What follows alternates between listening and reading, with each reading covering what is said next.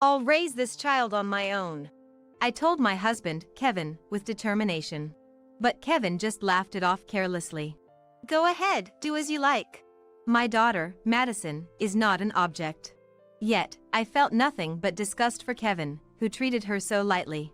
Talking any further with Kevin would just be a waste of time. Well, I have to go to my beloved Arya. You two get along. Even if you both collapse, I'm a stranger now. Don't you dare rely on me, Kevin said and left the house. Later on. Is Madison here? Kevin returned, looking frantic. He must have found out about Madison's secret. How dare you show your face now? I looked at Kevin with disdain. Shut up. It's cowardly of you, too, to keep silent. Madison, let's live with your real family, with Dad. Were you bullied by Mia? Kevin spoke to Madison firmly. The next moment, Madison looked down on Kevin with disdain. Who are you? I am Mia. This year, I turned 45. I currently live with my husband of the same age, Kevin, and our daughter, Madison. Kevin was my classmate in middle school. Back then, the rowdy Kevin and the quiet me barely interacted. Kevin often skipped classes and was always sleeping if he was in the classroom. He seemed quite the troublemaker. However, Kevin had his good points. He valued friendship. Kevin got along well with everyone, regardless of gender. He seemed to care about his friends and was actively involved in helping them when they were in trouble. I watched Kevin from a distance. And without becoming particularly close to Kevin, I graduated from middle school. Kevin and I went to different high schools. We met again as working adults. One day, a reunion for our middle school class was organized. I am now in my 40s. I was curious to see what kind of adults everyone had become. There might be a chance to reminisce about the old days. Wanting to see my classmates and friends after a long time, I decided to attend the reunion. There, by chance, Kevin was seated next to me. Could it be Mia? Long time no see. Kevin spoke to me in a friendly manner. Back then, I was quite plain-looking, so I didn't stand out much. So, I was surprised that Kevin remembered me. However, I didn't mind it at all. You've changed, Kevin. I'm surprised. Kevin used to dress like a delinquent in middle school. But now, Kevin had short hair and was dressed refreshingly. There was hardly any trace of his old self. Then, Kevin and I hit it off, and we exchanged numbers when the reunion ended. After that, we started to meet regularly. Eventually, we began dating and started to think about marriage. Kevin felt the same way, and one day, he proposed. I want you to marry me. I couldn't imagine marrying anyone but Kevin, so I accepted his proposal. At that moment, Kevin was so happy, which made me smile too. We decided to just register our marriage, considering our age. We decided not to have a wedding ceremony nor honeymoon. After registering our marriage, Kevin revealed he had been divorced and had a daughter. I was surprised, but we were already legally married. There was no turning back now, and at this age, having my own children would be difficult. I decided to look at it positively, realizing I could experience parenting, something I had given up on. Fortunately, Madison was a good girl. Surely, the three of us will be able to get along well. That was what I believed. However, that was quickly betrayed. After getting married, Kevin soon reverted to the mischievousness he had in middle school. Maybe he had just been hiding it while we were dating. Soon after our marriage, Kevin and Madison moved into my house. I had bought a house worrying about my old age, while Kevin and Madison had been living in an apartment. Moving in with me would be more economical in terms of rent. So, I had Kevin and Madison move out of their apartment and into my house. Fortunately, there were several spare rooms. When I told Kevin there was no need for rent, he seemed happy and agreed to the move. For a while after Kevin and Madison moved in, life was peaceful. Kevin worked as a carpenter and often came home late. Since I worked from home and had a flexible schedule, I took care of Madison a lot. I was also in charge of dropping off and picking up Madison from the childcare center. Initially, Kevin was thankful for my help. I feel bad that I'm always so busy. Let's go out for dinner on Sunday as an apology. It's on me. Kevin would say that whenever he had to stay out late for work. But such considerate gestures began to change just 6 months after we started living together. I'm going out for drinks with colleagues tonight. Don't worry about dinner for me. Kevin would send such messages and then not return home until morning. We were still newlyweds. This seemed completely unreasonable.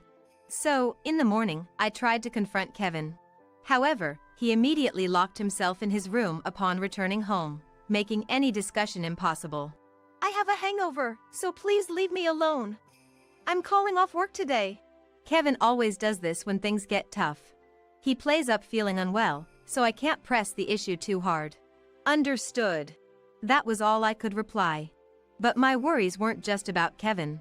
I was also concerned about Madison. Because Madison often fell ill, frequently coming down with fevers. She coughed a lot and frequently seemed to be in poor health. And I often received calls from the childcare center asking me to pick her up due to her condition. Having no prior experience with childcare, I had nothing to compare this to. But I was worried as this was happening too often. Concerned, I decided to talk to Kevin about Madison before he left for work one morning. It's about Madison. She's had a fever 5 times this month. Isn't that too much? It was clear she was getting sick too often. Then, Kevin frowned and said, "What am I supposed to do if you spring this on me all of a sudden? Isn't it somewhat inevitable with group settings like at the childcare center? But still." I let out a confused voice. Then, as if a thought struck him, Kevin said, "I think Madison is just not used to the new environment suddenly changing. Mia, you've become a mother now, so maybe try giving Madison more nutritious food, or be more attentive to her needs." Huh? I was dumbfounded by Kevin's reasoning. It was as if he was saying I wasn't feeding Madison properly. As I was lost for words, Kevin carelessly added, "Anyway, I'm busy. You'll have to figure it out, Mia." And with that, Kevin left for work. But Kevin is Madison's real dad. Doesn't Kevin worry about Madison? That thought crossed my mind for a moment, but right now, Madison was my main concern. I bought a cookbook and tried to prepare meals with higher nutritional value. But despite my efforts, something unexpected happened one day. That evening, as I was cooking dinner, I felt something was off because I couldn't hear Madison, who should have been in the living room. Usually, Madison would be watching TV and singing happily. Madison? What happened? I went to the living room to check on Madison and froze. Because Madison had collapsed. Her expression was full of pain. "Madison, are you okay?" I rushed to her and called out. But there was no response. So, I immediately called an ambulance. At the hospital, I learned something unexpected. Pediatric cancer? Yes. We'll need to discuss and decide on a treatment plan going forward. The doctor calmly explained the situation. Though I felt on the verge of panic, his composed demeanor helped me stay calm. It was decided that more detailed tests would be conducted tomorrow to determine the treatment plan. As specialists weren't available on Sunday. "Mom, can we go home today?" Madison, now conscious but waking up in a hospital, seemed anxious. "Yes, it's okay. Let's go home together," I answered Madison with a smile. It was Sunday, but Kevin wasn't at home. Because he had gone out drinking with friends. He had been looking up bars excitedly on his cell phone the day before. Kevin had left the house before noon and it was unclear if he would return today. I have to talk to Kevin properly. Madison's illness is serious, and it's necessary for Kevin to understand the gravity of the situation.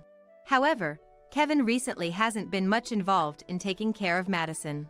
Honestly, I'm not even sure if there is any parental love for Madison. That's why I can't predict how he will react. I dread thinking about what's to come. I sighed to myself, alone with my thoughts. But that day, Kevin didn't come home. And he still hadn't returned by the next morning. "Madison, let's go." With no other choice, I took Madison early in the morning to the hospital where she had been taken by ambulance the day before. We underwent various tests, including blood tests. We were told that the results would come later, so we returned home, somewhat exhausted. When we got home, Kevin was there, drunk. "Welcome back." Moreover, Kevin was in a good mood, drinking a can of beer. I was angry at Kevin's attitude. It was insensitive given Madison's critical condition. I wished he would show more awareness as a father. "Why didn't you come home yesterday?" And what about work today? My voice lowered involuntarily. However, Kevin just laughed as if he was having a great time. Yesterday was so fun. I just got back a while ago and decided to take the day off, he said, taking another sip of his beer. I looked at Madison, making a gloomy face. Anyone would feel this way if their dad acted like this when they were dealing with a serious illness. I clenched my fists and yelled at Kevin. Enough is enough. Madison has pediatric cancer, you know? At a time like this, when things are going to be tough, do you even realize you're a dad? I glared at Kevin as I said that. Kevin looked shocked by my words. What? Madison has pediatric cancer for real? Then he turned to ask Madison. Madison nodded. His face turned pale. No way, this just got really complicated. I can't pay for hospital bills or anything like that. Kevin sighed heavily. I was appalled. The moment he learns his own daughter is sick, this is his response and attitude. He's completely failing as a father. Ignoring my dumbfounded silence, Kevin blurted out as if he had an epiphany. I hate dealing with troublesome stuff. Maybe it's time to call it quits. What? What do you mean? What does he mean by calling it quits? A question mark hovered in my mind. Then, in the next moment, Kevin made an unbelievable statement. Actually, there's someone else I like. So, using this as a chance, I'm thinking of remarrying. Madison's in the way, so Mia, you raise her. You've got some maternal feelings, right? What? Madison is sick, you know? Don't you want to support her as a dad? My anger intensified at Kevin's words. Madison, in a low voice, expressed her anger too. Dad's the worst, she murmured, visibly upset. It's unimaginable that these words are about his own daughter. Yet, Kevin didn't read the room at all. Well, if that's decided, let's get divorced. I even have the divorce papers ready. Saying that, Kevin pulled out divorce papers from his bag. He must have been thinking about remarrying someone else all along. Otherwise, there's no reason for him to have divorce papers prepared. Kevin, looking pleased, said, Of course, you'll have custody of Madison. I can't deal with a sick child. He said this with a laugh. Truly, he's finished as a father. Madison looked anxious at Kevin's words. Mom. She clung to me, her face pale. I realized when I looked at Madison. I couldn't leave her with Kevin, the absolute worst. Even if Madison wasn't my biological child, I loved her deeply. That's why I made my decision. I'll raise this child on my own, I told Kevin with determination. But Kevin just laughed it off carelessly. Go ahead, do as you like. Madison is not an object. Yet, I felt nothing but disgust for Kevin, who treated her so lightly. Talking any further with Kevin would just be a waste of time. Well, I have to go to my beloved Arya. You two get along.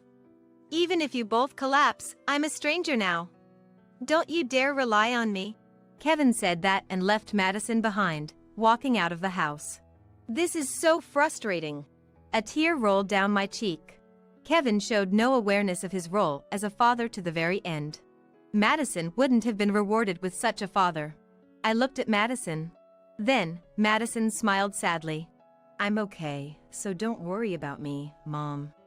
I'm really sorry for causing so much trouble over this. She muttered hesitantly. It's no trouble at all. Kevin is truly the worst for making a 6-year-old say such a thing. My heart ached. So, I embraced her tightly and said quietly, It's okay. Your dad will definitely regret this. I can't forgive him for abandoning such a lovely child. Madison trembled slightly. Thank you, Mom. Tears overflowed from her eyes. Days later, Madison and I were living happily together. Fortunately, we were able to manage with outpatient treatment without the need for hospitalization. I couldn't forgive Kevin, but the time spent with Madison was healing. We took the opportunity to make sweets together and cherish our moments as a duo. Then, one day, Is Madison here? Kevin came back, looking frantic. He must have finally learned Madison's secret. How dare you show your face now? I glared at Kevin with contempt. Shut up. It's cowardly of you, too, to keep silent. Madison, let's live with your real family, with Dad. Were you bullied by Mia? Kevin looked at Madison, seemingly concerned. But that must have been just an act. After all his terrible actions, it's hard to believe he had a change of heart. The next moment, Madison looked at Kevin with disdain. Who are you? What? Madison, what are you saying? I'm your only dad, right? Did Mia say something to you? Kevin looked incredulous. Then Madison retorted. My family is just Mom. I don't have a dad.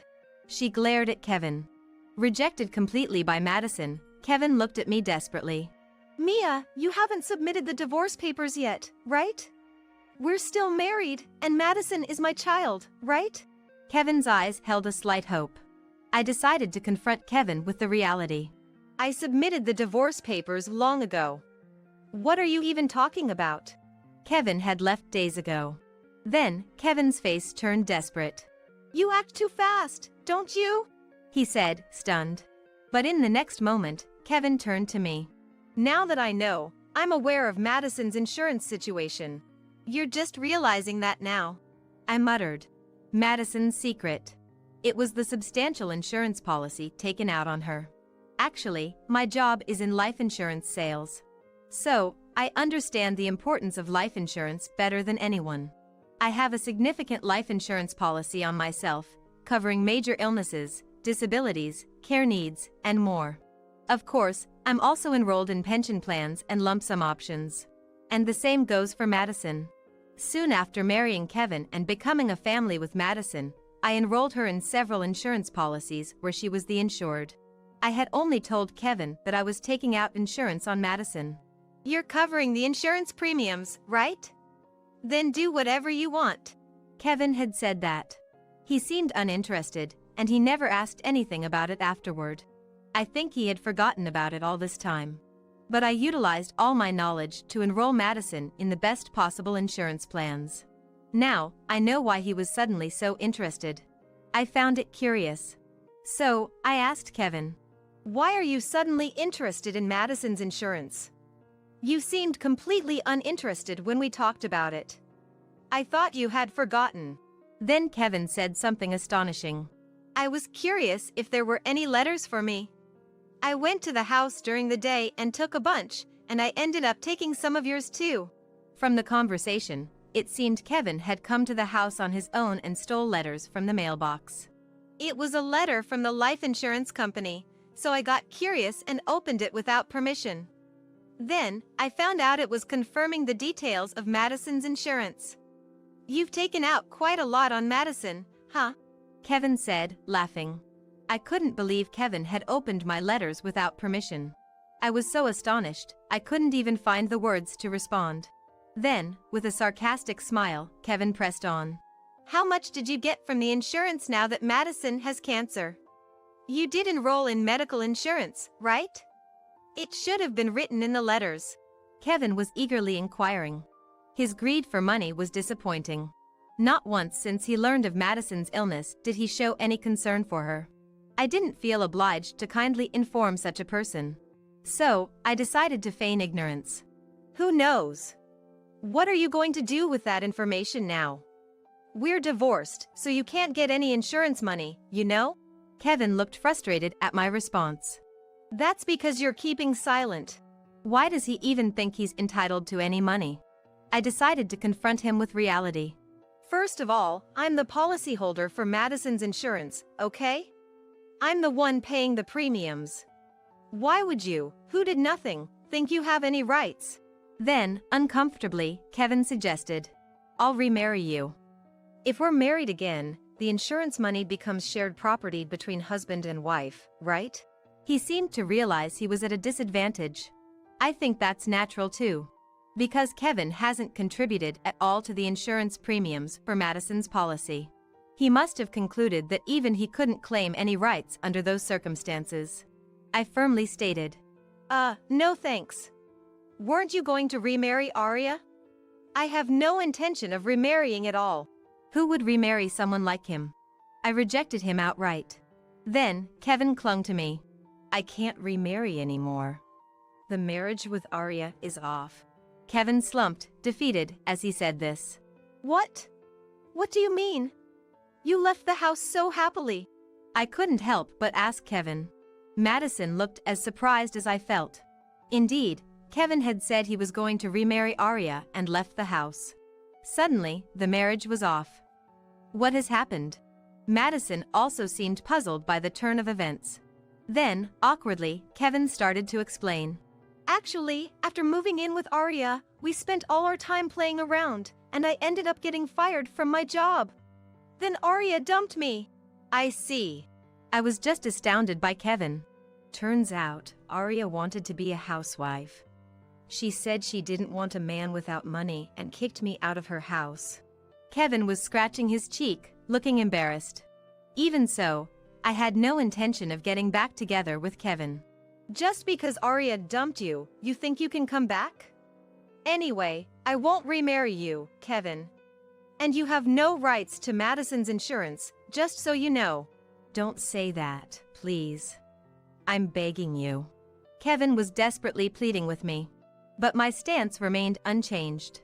I've decided to live my life with just Madison. Why don't you start a new life, too? I responded coldly.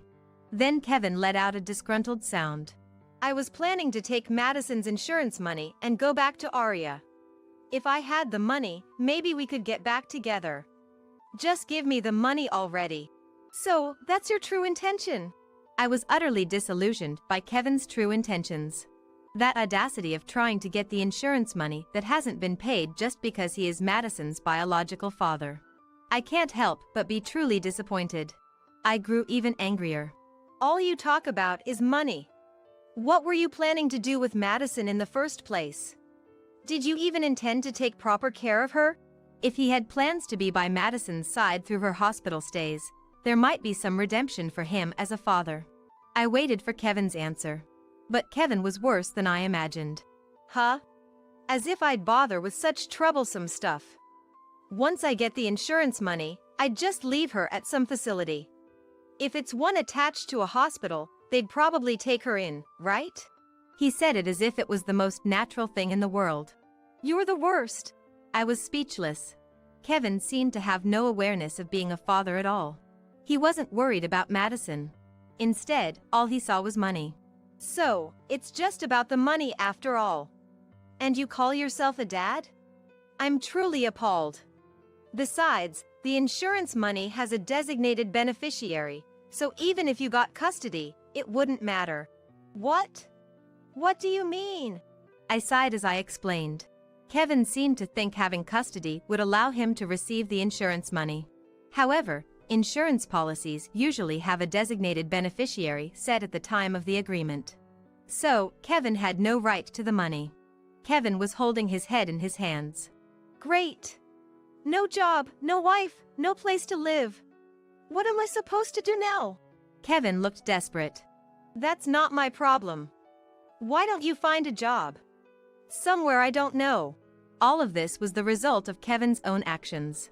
If he had been serious about his job, he wouldn't have been fired. It's entirely his responsibility. But Kevin seemed uninterested in working for himself. Cornered, Kevin seemed to have an idea. And then addressed me. Right. I'll stay and look after you too. It's risky for women to live alone, right? Besides, it might be reassuring for you to live with someone familiar. Kevin said this with hopeful eyes. Seeing my silence, he seemed to take it as affirmation. In return, just lend me some of the insurance money. Kevin said this with a wink.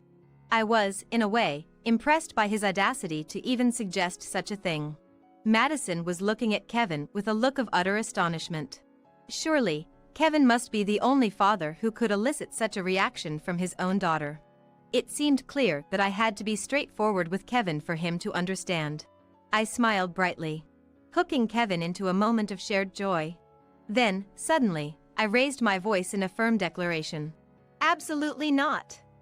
I will take care of Madison by myself, so there's no way I'm considering getting back with someone like you. Don't you dare show your face to me ever again. But... Kevin's face fell in shock. Remember what you said, Kevin? Even if you both collapse, I'm a stranger now. Don't you dare rely on me. I'm throwing those words right back at you. Those words from him were unforgettable. It seemed Kevin gave up trying to persuade me after my declaration. Then, he turned to Madison with a whiny tone. Madison, you want to live with your real dad, right? You don't want this fake mom who's a stranger, do you? Kevin. Kevin was now attempting to cling to Madison, probably thinking if he could convince her, I would follow. His perpetual reliance on others was astounding. I looked at Madison. She was angrier than I had ever seen her. Until now, she has been at the mercy of his selfishness. Madison probably feels that anger. Taking a deep breath, Madison shouted, "You're not my dad. I hate you. I only have Mom. Don't ever come back." With that, Madison hugged me tightly. Madison. I was moved by her words. Kevin, looking frustrated, finally conceded. Fine. Don't come crying to me with regrets. Kevin said this and started to leave. However, I called out to him one last time. Kevin. He turned back to respond. What? You're finally going to say you want to get back together with me? Kevin seems to think I agree. He looks confident. However, I was about to shatter his illusion completely. I smiled brightly and informed Kevin of my intentions. We have divorced, but I'll be claiming compensation for adultery. And that includes from Aria, too. You'll definitely regret neglecting Madison. Kevin's face turned pale. But I don't have any money. I don't even have a place to live or a job anymore. He muttered this. I smirked at Kevin's dismay. Such a shame, right? Thought you were going to get a big insurance payout, but instead, you find yourself having to pay. You're truly pitiful. Don't joke with me. Kevin shouted in frustration. If you show up in front of us again, I'll call the police. Be prepared for that. I said this with a bright smile. Perhaps intimidated by my smile. Yes, he replied and fled. After that incident, Kevin disappeared. I hired a lawyer to claim compensation from Kevin and Aria. Aria was initially reluctant to pay the compensation. However, she was persuaded by the lawyer and eventually agreed to pay the standard compensation amount. If you're not satisfied, we can always take it to court. It might become known to your company, though. I think my message through the lawyer had a significant impact. I heard that Aria broke up with Kevin and remained single. She had planned to live off a man, taking Kevin. However, in the end, all she was left with was the obligation to pay compensation. It must have been a regretful outcome for Aria as well. Kevin was in a worse situation than Aria. He lost his home and job. As a result, Kevin's financial situation dwindled. He must have been driven to the edge mentally, appearing in front of me and Madison from time to time. He looked disheveled and even smelled a bit. I worried he might do something drastic, which wouldn't be good for Madison's mental well-being. Therefore, I consulted with the police and got a restraining order issued. When Kevin was lying in wait for us once, a passing police patrol gave him a stern warning. I'm terribly sorry. Kevin fled the scene as if running away. After that incident, we didn't see Kevin again. He must be living in fear of the police by now. Interestingly, the compensation was paid by Kevin's parents. My in-laws apologized to me numerous times. Since Madison isn't biologically related to me and I've taken on her upbringing, they probably feel an extra sense of remorse. They've also been providing child support. And in return for paying these sums, Kevin's parents seem intent on severing their parental ties with him. Especially my father-in-law, John, furious, declared, Kevin will never set foot in our house again. Even if there's an inheritance, he won't get a penny of it. My mother-in-law, Sophia, tearfully criticized Kevin. It's truly shameful. Kevin is no longer my son. With that said, she showed a firm refusal. Given their stance, Kevin couldn't rely on his family home anymore. I've also informed his middle school classmates about Kevin's situation, effectively removing any potential support from his friends. Kevin always valued his friendships. He would often say during our time together, I really treasure my friends from middle school. Those friendships are for life.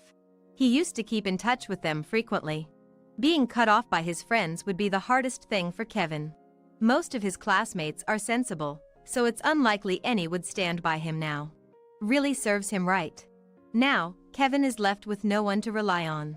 Without a job nor supportive people around him, Kevin's future won't look bright. Since then, I've been taking Madison to the hospital regularly for her treatment. Fortunately, Madison's pediatric cancer was detected early, and the prognosis for a complete recovery is high. Mom, I'm sorry. Madison always seems apologetic, but I love her, so it's not a problem at all. That's why I always respond with, "It's okay. We'll get through this together and get you well soon."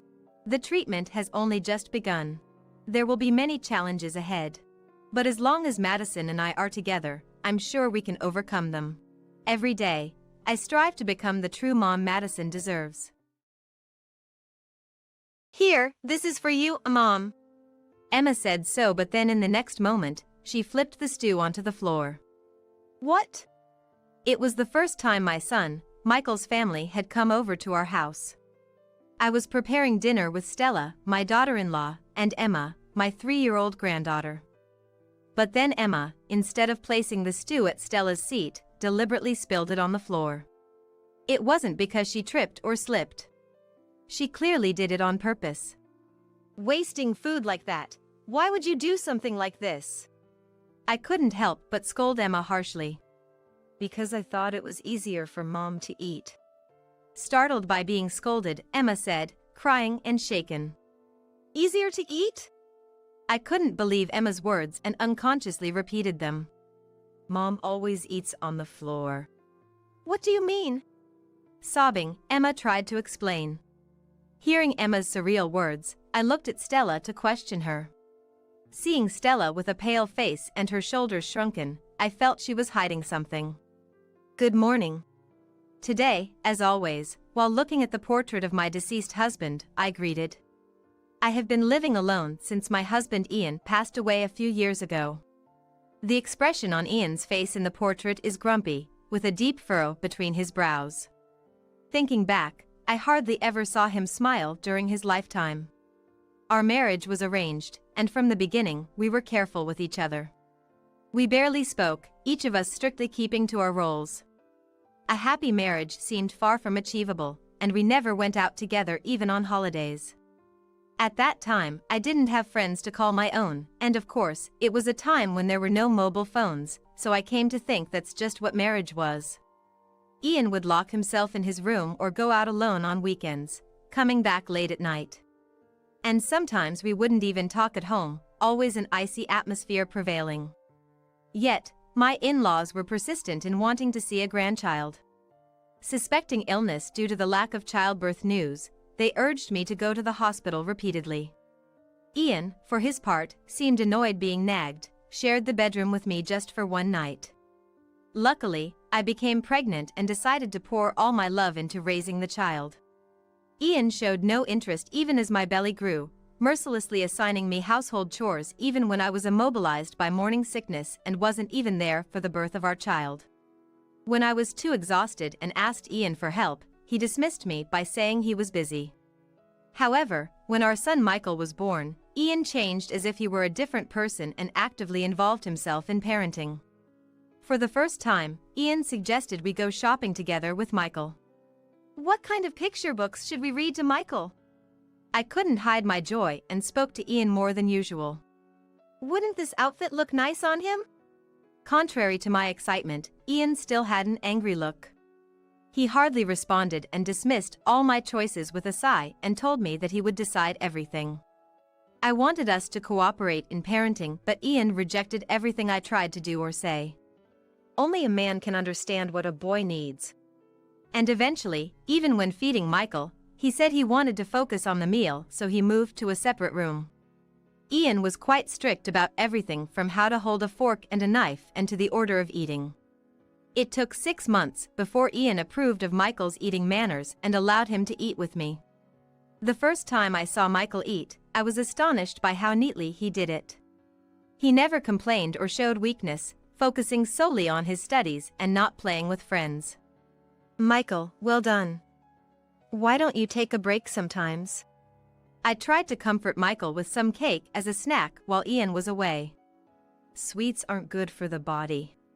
He refused without even glancing my way. As Michael entered high school, he joined the baseball team, wanting to train his spirit, and became a star pitcher of the team.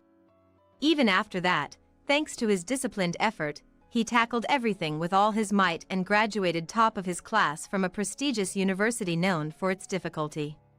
Raised by the strict Ian, Michael grew up to be so graceful in his movements that people passing by on the streets would stop and stare. It seems he was even approached by several women for dates.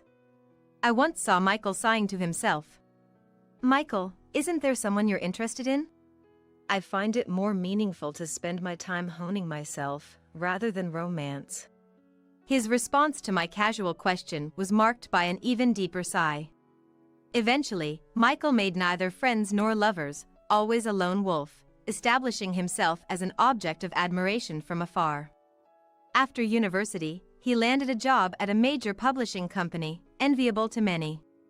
The publishing company kept him busy, and Michael lived a life of constant business trips, hardly ever returning home. He woke up early every morning and returned home on the last train. With such a lifestyle, he had no chance for encounters, dedicating his days to work alone. Even the formidable Ian would be asleep by the time Michael came home, so I secretly prepared snacks for him. A man's body is his capital. Ian had always fed Michael a perfect meal of one soup and one dish, and so he was forbidden snacks, especially midnight snacks. However, no matter how balanced the diet, it was clear that the hard-working Michael was gradually losing weight due to insufficient nutrition. "He's going to collapse if he keeps this up." Michael initially refused the midnight snack, wanting to go to bed early. But one day, after exchanging such words several times, Michael's stomach growled loudly, cutting off his words. "The stew is ready." I said, "I want to go to sleep." "See, the stomach doesn't lie," I gently told Michael, who turned bright red and looked down. "Is it really okay for me to eat?" "Of course. I made it for that reason." "Thank you." With a slightly trembling voice, Michael carefully brought the spoon to his mouth. Then, with his spoon in his mouth, Michael froze. "Michael, what's wrong?"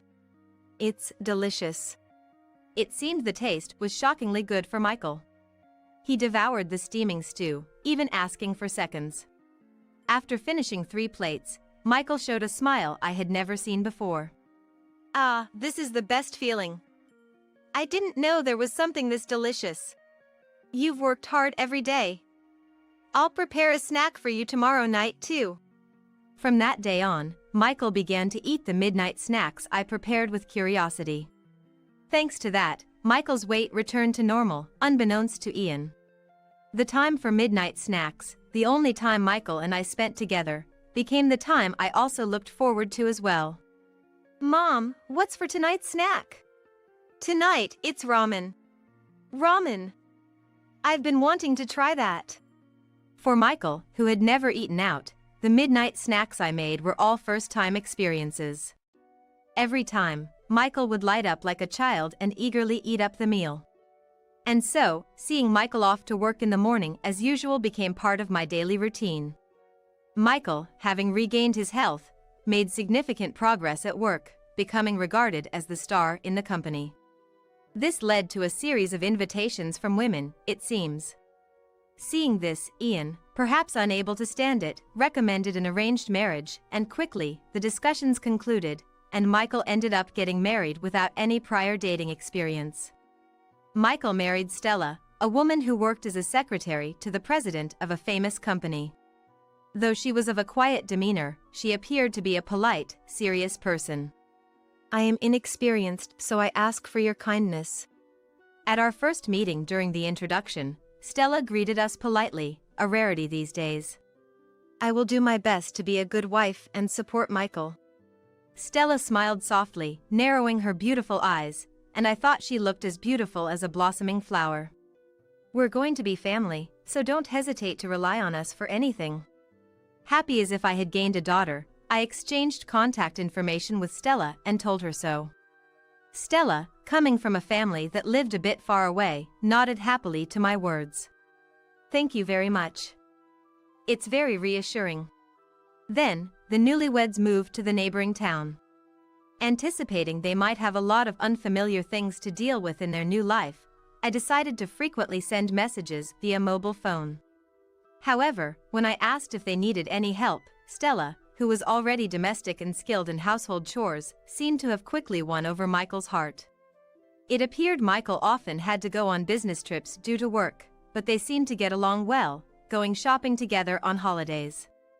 Not only that, but Stella also took care of me by giving me candies when I had a sore throat or recommending a good plaster when I mentioned I had hurt my back, always considerate towards me. She would quickly reply to my messages, so I thought there was no need to worry. When I told Ian about Michael and Stella, he nodded as if to say, of course, making me completely at ease. I'm happy to see them so happy. Michael and Stella were blessed with a daughter named Emma in their 4th year of marriage, bringing me great joy. And I think even Ian softened a bit. However, life doesn't always continue happily. Before Emma turned 2, my Ian suddenly collapsed. Ian, who had lived a life rarely seen smiling, seemed to have been unknowingly harboring stress. By the time he was advised to be hospitalized, it was too late, and cancer had spread throughout his body. And so, Ian passed away, leaving us behind. After the funeral, as I started living alone, messages from Stella, which used to come frequently, gradually became scarce. Even when I offered to help with childcare, I was gently refused, not wanting me to go through the trouble. It started after Ian's funeral. Stella suddenly began acting strangely, and when I inquired about Emma or their life, her responses were curt, and sometimes there was no reply at all. She wouldn't answer phone calls, and I worried every day. Feeling the distance between Stella, Emma, and myself, time passed, and before I knew it, Emma was 3. Thinking at least for Emma's 3rd birthday, I decided to send a message about having a meal at my house. Happy 3rd birthday to Emma! Have you gotten used to parenting? Yes, thank you. It's been a while since we've seen each other. How about a meal at my place? No, thank you. Stella's cold reply made me sigh. I haven't had much to look forward to since I became alone.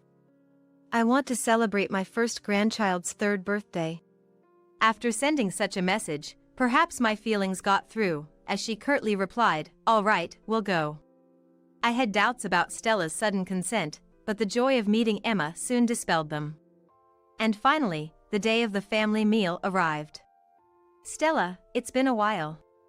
I greeted Stella and her somewhat tense family with a smile. Sierra, it's been a while.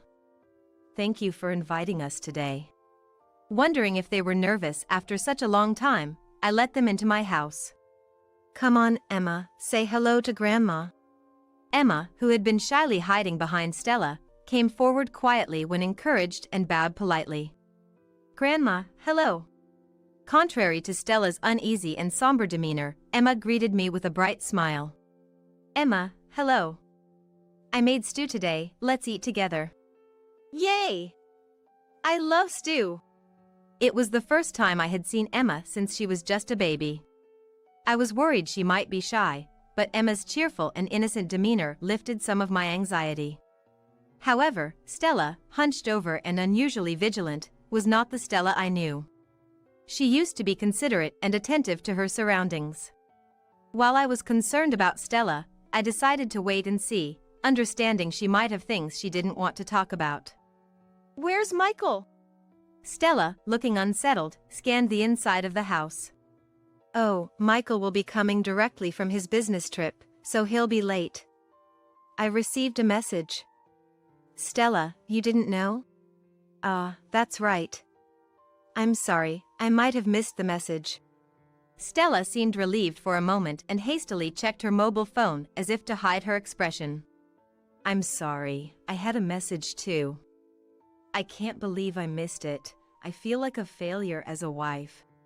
Stella's blue face and the way she berated herself seemed excessive to me. The message had just come in, so there was no need to worry so much. However, I didn't press further in front of Emma. It's not your fault, it's okay. Sit down, and I'll reheat the stew. Sorry. Her voice was so low I had to ask again. Stella, did you say something? Nothing, it's nothing. Stella seemed even more withdrawn, making me feel she was hiding something from me. It was just a hunch, but these intuitions often prove correct. I'll help you carry it. Emma ran over with an innocent smile, cutting through the tense atmosphere. Oh, thank you. But stay back from the stove, it's dangerous. Emma's offer to help was impressively mature for a 3-year-old. Stella, meanwhile, sat down hesitantly and stared solemnly at her spoon. Here you go, be careful, it's hot. Okay. Emma energetically took her plate and slowly walked over to Stella.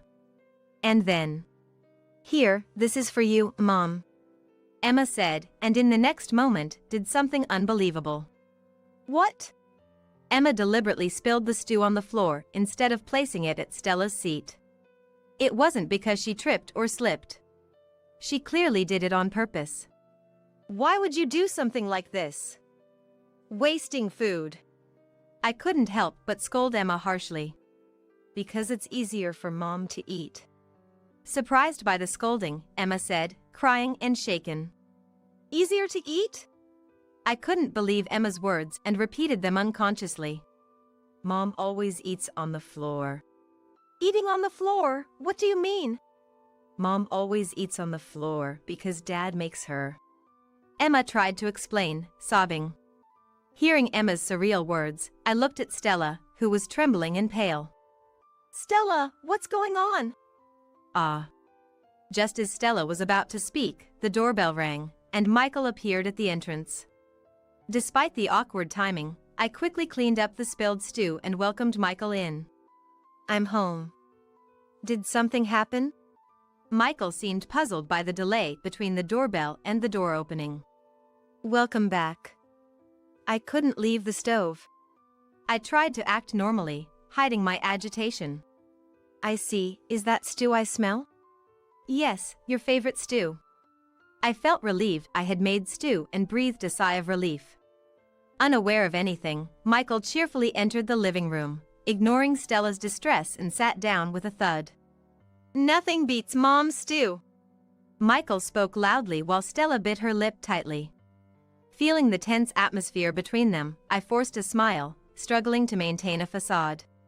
I was skeptical about Michael making her eat on the floor, but I sensed their relationship wasn't good. The conversation remained superficial, the stew tasted bland, but somehow, the meal ended peacefully.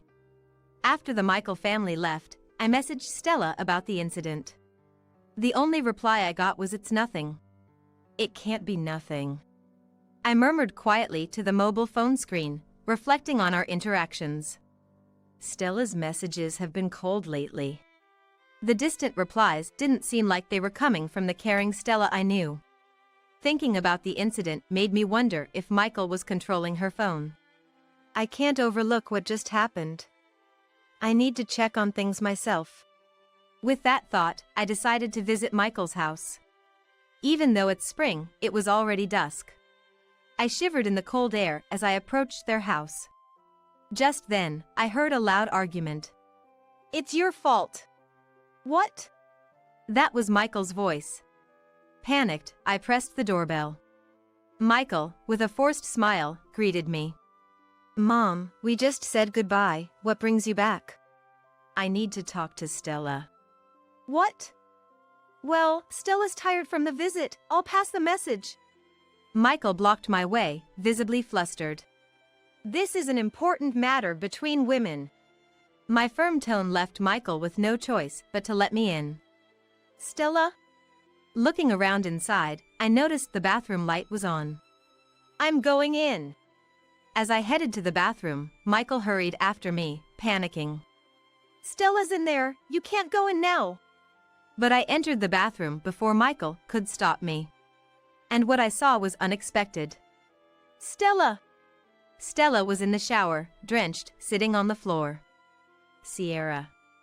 I was cleaning the shower and accidentally turned it on myself. Stella weakly smiled as she spoke to me. This is terrible, you'll catch a cold. After finding a towel, I wrapped Stella in it, drying her hair and arms. I can't believe this. Sorry, Mom. Stella always messes up when I'm not watching. Michael didn't even attempt to get a towel, instead crossing his arms with an angry look. Stella was in a daze, quietly letting me help her. Seeing Stella's slight shivers, I couldn't deny Emma's words were true. Stella, I've dried you off somewhat, but you need to change immediately. Sierra, I'm sorry. Thank you. Always like this. Stella can't do anything without me. Michael complained, but Stella's fear was evident. Pretending to use the bathroom, I discreetly called the police, and soon the doorbell rang, signaling their arrival. Who's that? Michael answered reluctantly. We've received complaints about loud noises from this house. The officer said, to which Michael lied about a misunderstanding. The officer insisted on speaking with us after checking the neighborhood. Today's a bad day. Scratching his head, Michael opened the door. 3 officers entered swiftly, one securing Stella and Emma while the others restrained Michael. What? Michael resisted desperately, but the officers were unfazed. What the hell? What did I do? He knew he couldn't fight off the police, but he still tried to make himself loose. To that the police said in a low voice, "If you don't calm down, you're obstructing the execution of our duties." Michael turned pale and suddenly became quiet. Meanwhile, Stella, overwhelmed by the sudden events, saw the subdued Michael and burst into tears. Looking at me and the officers, she spoke quietly. I can't take it anymore. Stella revealed her pent-up frustrations. As soon as we got married, he submitted my resignation without my consent. I protested to the CEO, but no one believed me. Rumors had spread that Stella complained about her low salary and was unhappy with the CEO, none of which were true. Ultimately, her resignation was accepted despite her objections. Life became hell after I became a housewife. First, her mobile phone was taken away. In her unfamiliar married life, it seems Stella had many things she wanted to discuss with me or her parents, but Michael wouldn't listen. Especially about meals. Whatever I cooked was always criticized as bad. I wanted to ask Sierra for recipes, but was told to figure it out on my own. At first, it was just verbal criticisms, so Stella thought she could bear it. Things got worse when Emma was born. He did help with childcare, but... Michael appeared to be a kind and good father to Emma, but his verbal abuse towards Stella in her presence increased. After Ian passed, the harassment intensified. Verbal abuse became a routine. Stella was ordered to eat meals on the floor and endured days of being overworked by Michael. When they went shopping, she was only allowed to buy what Michael specified, limiting her outings to the bare essentials. Any slight dissatisfaction from Michael, like a lightly cleaned area or a wrinkled shirt, resulted in Stella being doused with cold shower. Using water as a means of harassment left no physical marks. I had no one to turn to. It was so hard. Tears fell again from Stella's eyes. She confirmed my suspicions of her suffering under Michael's harassment. You've been enduring all alone. It must have been so hard. I regretted not noticing the signs earlier. As I comforted Stella, I reflected on my actions. Michael faced interrogation after everything was revealed. During the interrogation, Michael sat arrogantly, denying any wrongdoing. An officer, unable to overlook Michael's behavior, pressed him hard. Why Stella acted fearfully around Michael, and the reason Emma naturally spilled the stew on the floor were questioned. Even without visible marks, harassment traces could be investigated with modern medical technology, the officer sternly stated. Finally cornered, Michael confessed. I've been under a lot of stress. Michael murmured as if speaking to himself. He resented the strict discipline enforced by his father since childhood. He was strictly told about the order of the meal he ate and the right size he was supposed to eat in one bite. You can't even do this. Harsh scoldings for minor mistakes were part of his upbringing. Forced to learn kanji and English at a young age, Michael was made to revise tirelessly for any mistakes. In elementary school, while peers enjoyed games, Michael was sent to unwanted lessons and cram schools. He revealed his dissatisfaction with all of it. In high school, he was forced into a strict baseball team, despite having no interest. The first time I played soccer during a break, I found it incredibly fun, but my father never allowed me to switch to the soccer team. I was shocked by Michael's words.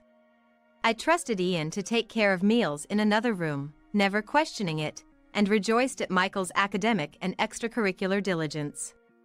All the times you were working so hard, it wasn't because you enjoyed those activities. I didn't know Michael loved soccer, and I was unaware of his interactions with Ian. I was just preparing lunches every day without knowing anything about my family. I had no idea you felt that way, Michael. It's natural for you not to know. He said it was a man's promise and made me keep quiet. Michael, adeptly trained mentally, easily maintained composure without my knowledge. He didn't enjoy studying either.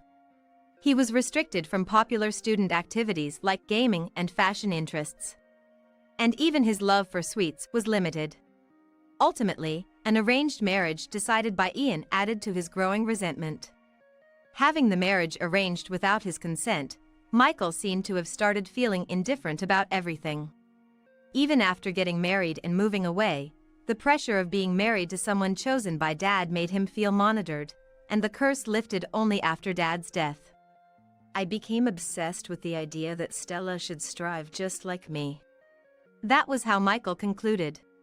I thought I had raised Michael together with Ian. I had no inkling Michael was enduring such hardship behind my back. The guilt and powerlessness overwhelmed me. Despite Michael and Ian keeping silent, I bear responsibility for not noticing. Stella, this isn't something an apology can fix, but it was my fault for raising him poorly. I'm truly sorry. No. I'm the one who should apologize for not being able to heal Michael's heart. Stella's words, ever so kind, made tears spill from my eyes. Stella, you've done nothing wrong. I'm truly sorry for everything. Afterward, Michael was arrested for assault. Having shared his burdens, he seemed somewhat relieved. He will now have time to reflect and make amends. Stella decided to divorce Michael, taking Emma back to her parents' home. Sierra, thank you for everything. I haven't done anything worthy of your thanks. I decided to support Stella and Emma financially in Michael's stead. Initially hesitant, Stella accepted after I expressed a desire to maintain a good relationship. I'm sorry if I made you feel uncomfortable. I'll always consider you as my family. Thank you. Having a relationship with you and Emma is a great comfort to me. Stella, having settled into her new life, seemed to regain her bright smile. I regularly received photos of Stella and Emma. She also invites me several times a year to visit Emma. Sierra, would you like to come over sometime? Emma misses you. Seasons have cycled through peaceful days since the incident. Emma started going to elementary school and even visited my house alone.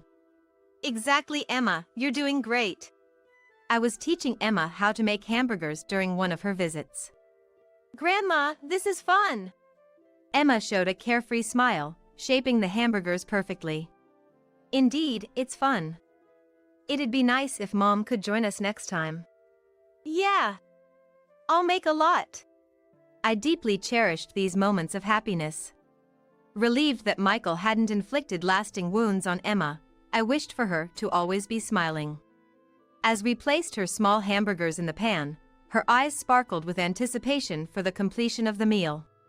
May your life be filled with smiles from now on. I whispered, as if making a vow. My name is Mary. I'm 28 years old. After graduating from college with a degree in life design, I've been working at a design company for 5 years. I have a partner and we recently had a wedding. My partner's name is Kevin. Kevin works in sales at an advertising agency. He's kind and trustworthy. We'd been gradually preparing for our wedding, amidst our work and daily lives. Both of us are only children, and our parents were eagerly looking forward to our marriage. But there's this unbelievable person who tried to ruin our wedding. This time, I want to talk about that person, Rory, a colleague of Kevin's at work. It was a few months after Kevin and I got engaged and had sent out our wedding invitations. I was invited to a cafe by my college friend, Kate. It's been a while, Kate. What did you want to talk about? Mary, what should I do? My boyfriend, he broke off our engagement. Broke off the engagement? What do you mean? Asked by a coworker, Kate had reluctantly joined a party to make up numbers. Just put in an appearance for a minute, and you can leave early. She was told that. I had kept declining again and again because I was engaged, but I couldn't refuse outright. Kate didn't think she drank much, but she got quite drunk. Her memory was fuzzy, and next thing she knew, it was morning. And then... I was apparently assaulted while I was drunk and asleep. No way! By one of the men at the party! Kate confided with tears streaming down her face. Then, she touched her belly. I was speechless. Kate had gotten pregnant that night at the party. She had maintained a chaste relationship with her fiancé. It definitely wasn't her fiancé's child. Kate couldn't keep it a secret and confessed everything honestly. Then, her fiancé exploded in anger. He scolded her for her careless behavior and called off their engagement. After telling me this, Kate broke down in tears. What should I do?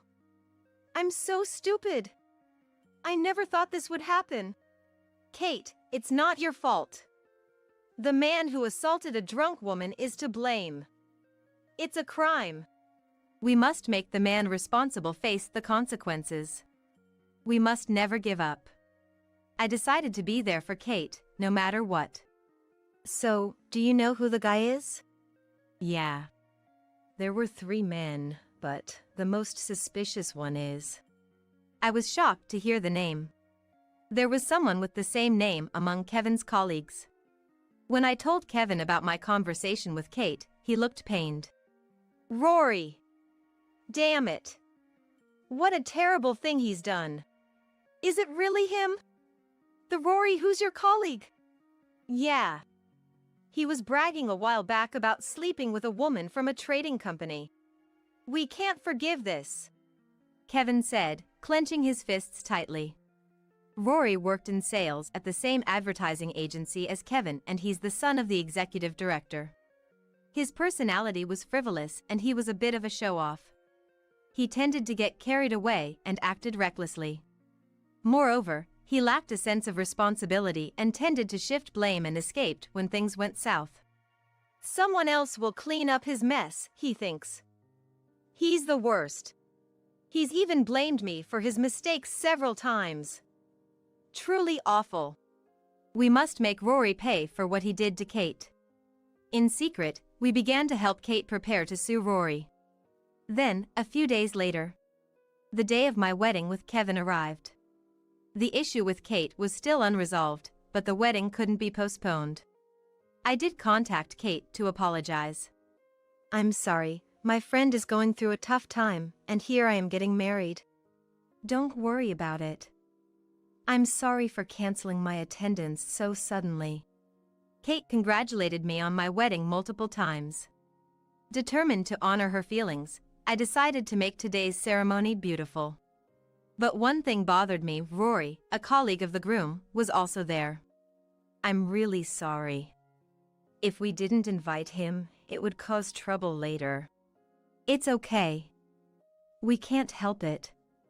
Let's make him pay for his crimes after this is over. Rory was making a scene, drinking more than enough welcome drinks. He was more conspicuous than us at our wedding reception. And it wasn't in a good way. His face was bright red. His eyes leered. And he wouldn't stop talking. His inner ugliness was all too apparent on the outside. This man ruined my dear friend's future. I wished he would just leave. But I couldn't say such a thing. I endured it, following Kevin's lead. All the while, Rory continued his commotion. As the reception progressed, it was time for the best man's speech. Suddenly, Rory enthusiastically raised his hand. Hey, hey, hey! Let me as a colleague say a few words first. It wasn't planned, but Kevin's dad allowed it, thinking it was a good opportunity. Kevin and I exchanged glances. We had a bad feeling. Rory, unsteady on his feet, went to the microphone and bowed. Then he grinned. Actually, I have some unfortunate news for everyone here. Our groom, Kevin. You see, he once impregnated my girlfriend. The banquet hall erupted into chaos. Everyone's attention turned to Kevin. I saw Kevin's mom faint in the family section of the groom's side. My relatives stood up one after another and demanding. What do you mean? Explain this. Kevin was cornered and visibly shaken. The staff was confused. Rory was laughing loudly. He clearly enjoying the turmoil he caused. I couldn't stand it anymore. Enough is enough. What's fun about making up nonsense and troubling people? You're the one who assaulted my friend and got her pregnant. I know it. I will never forgive you for what you did to my friend, and we will definitely sue you. My outburst suddenly quieted the hall.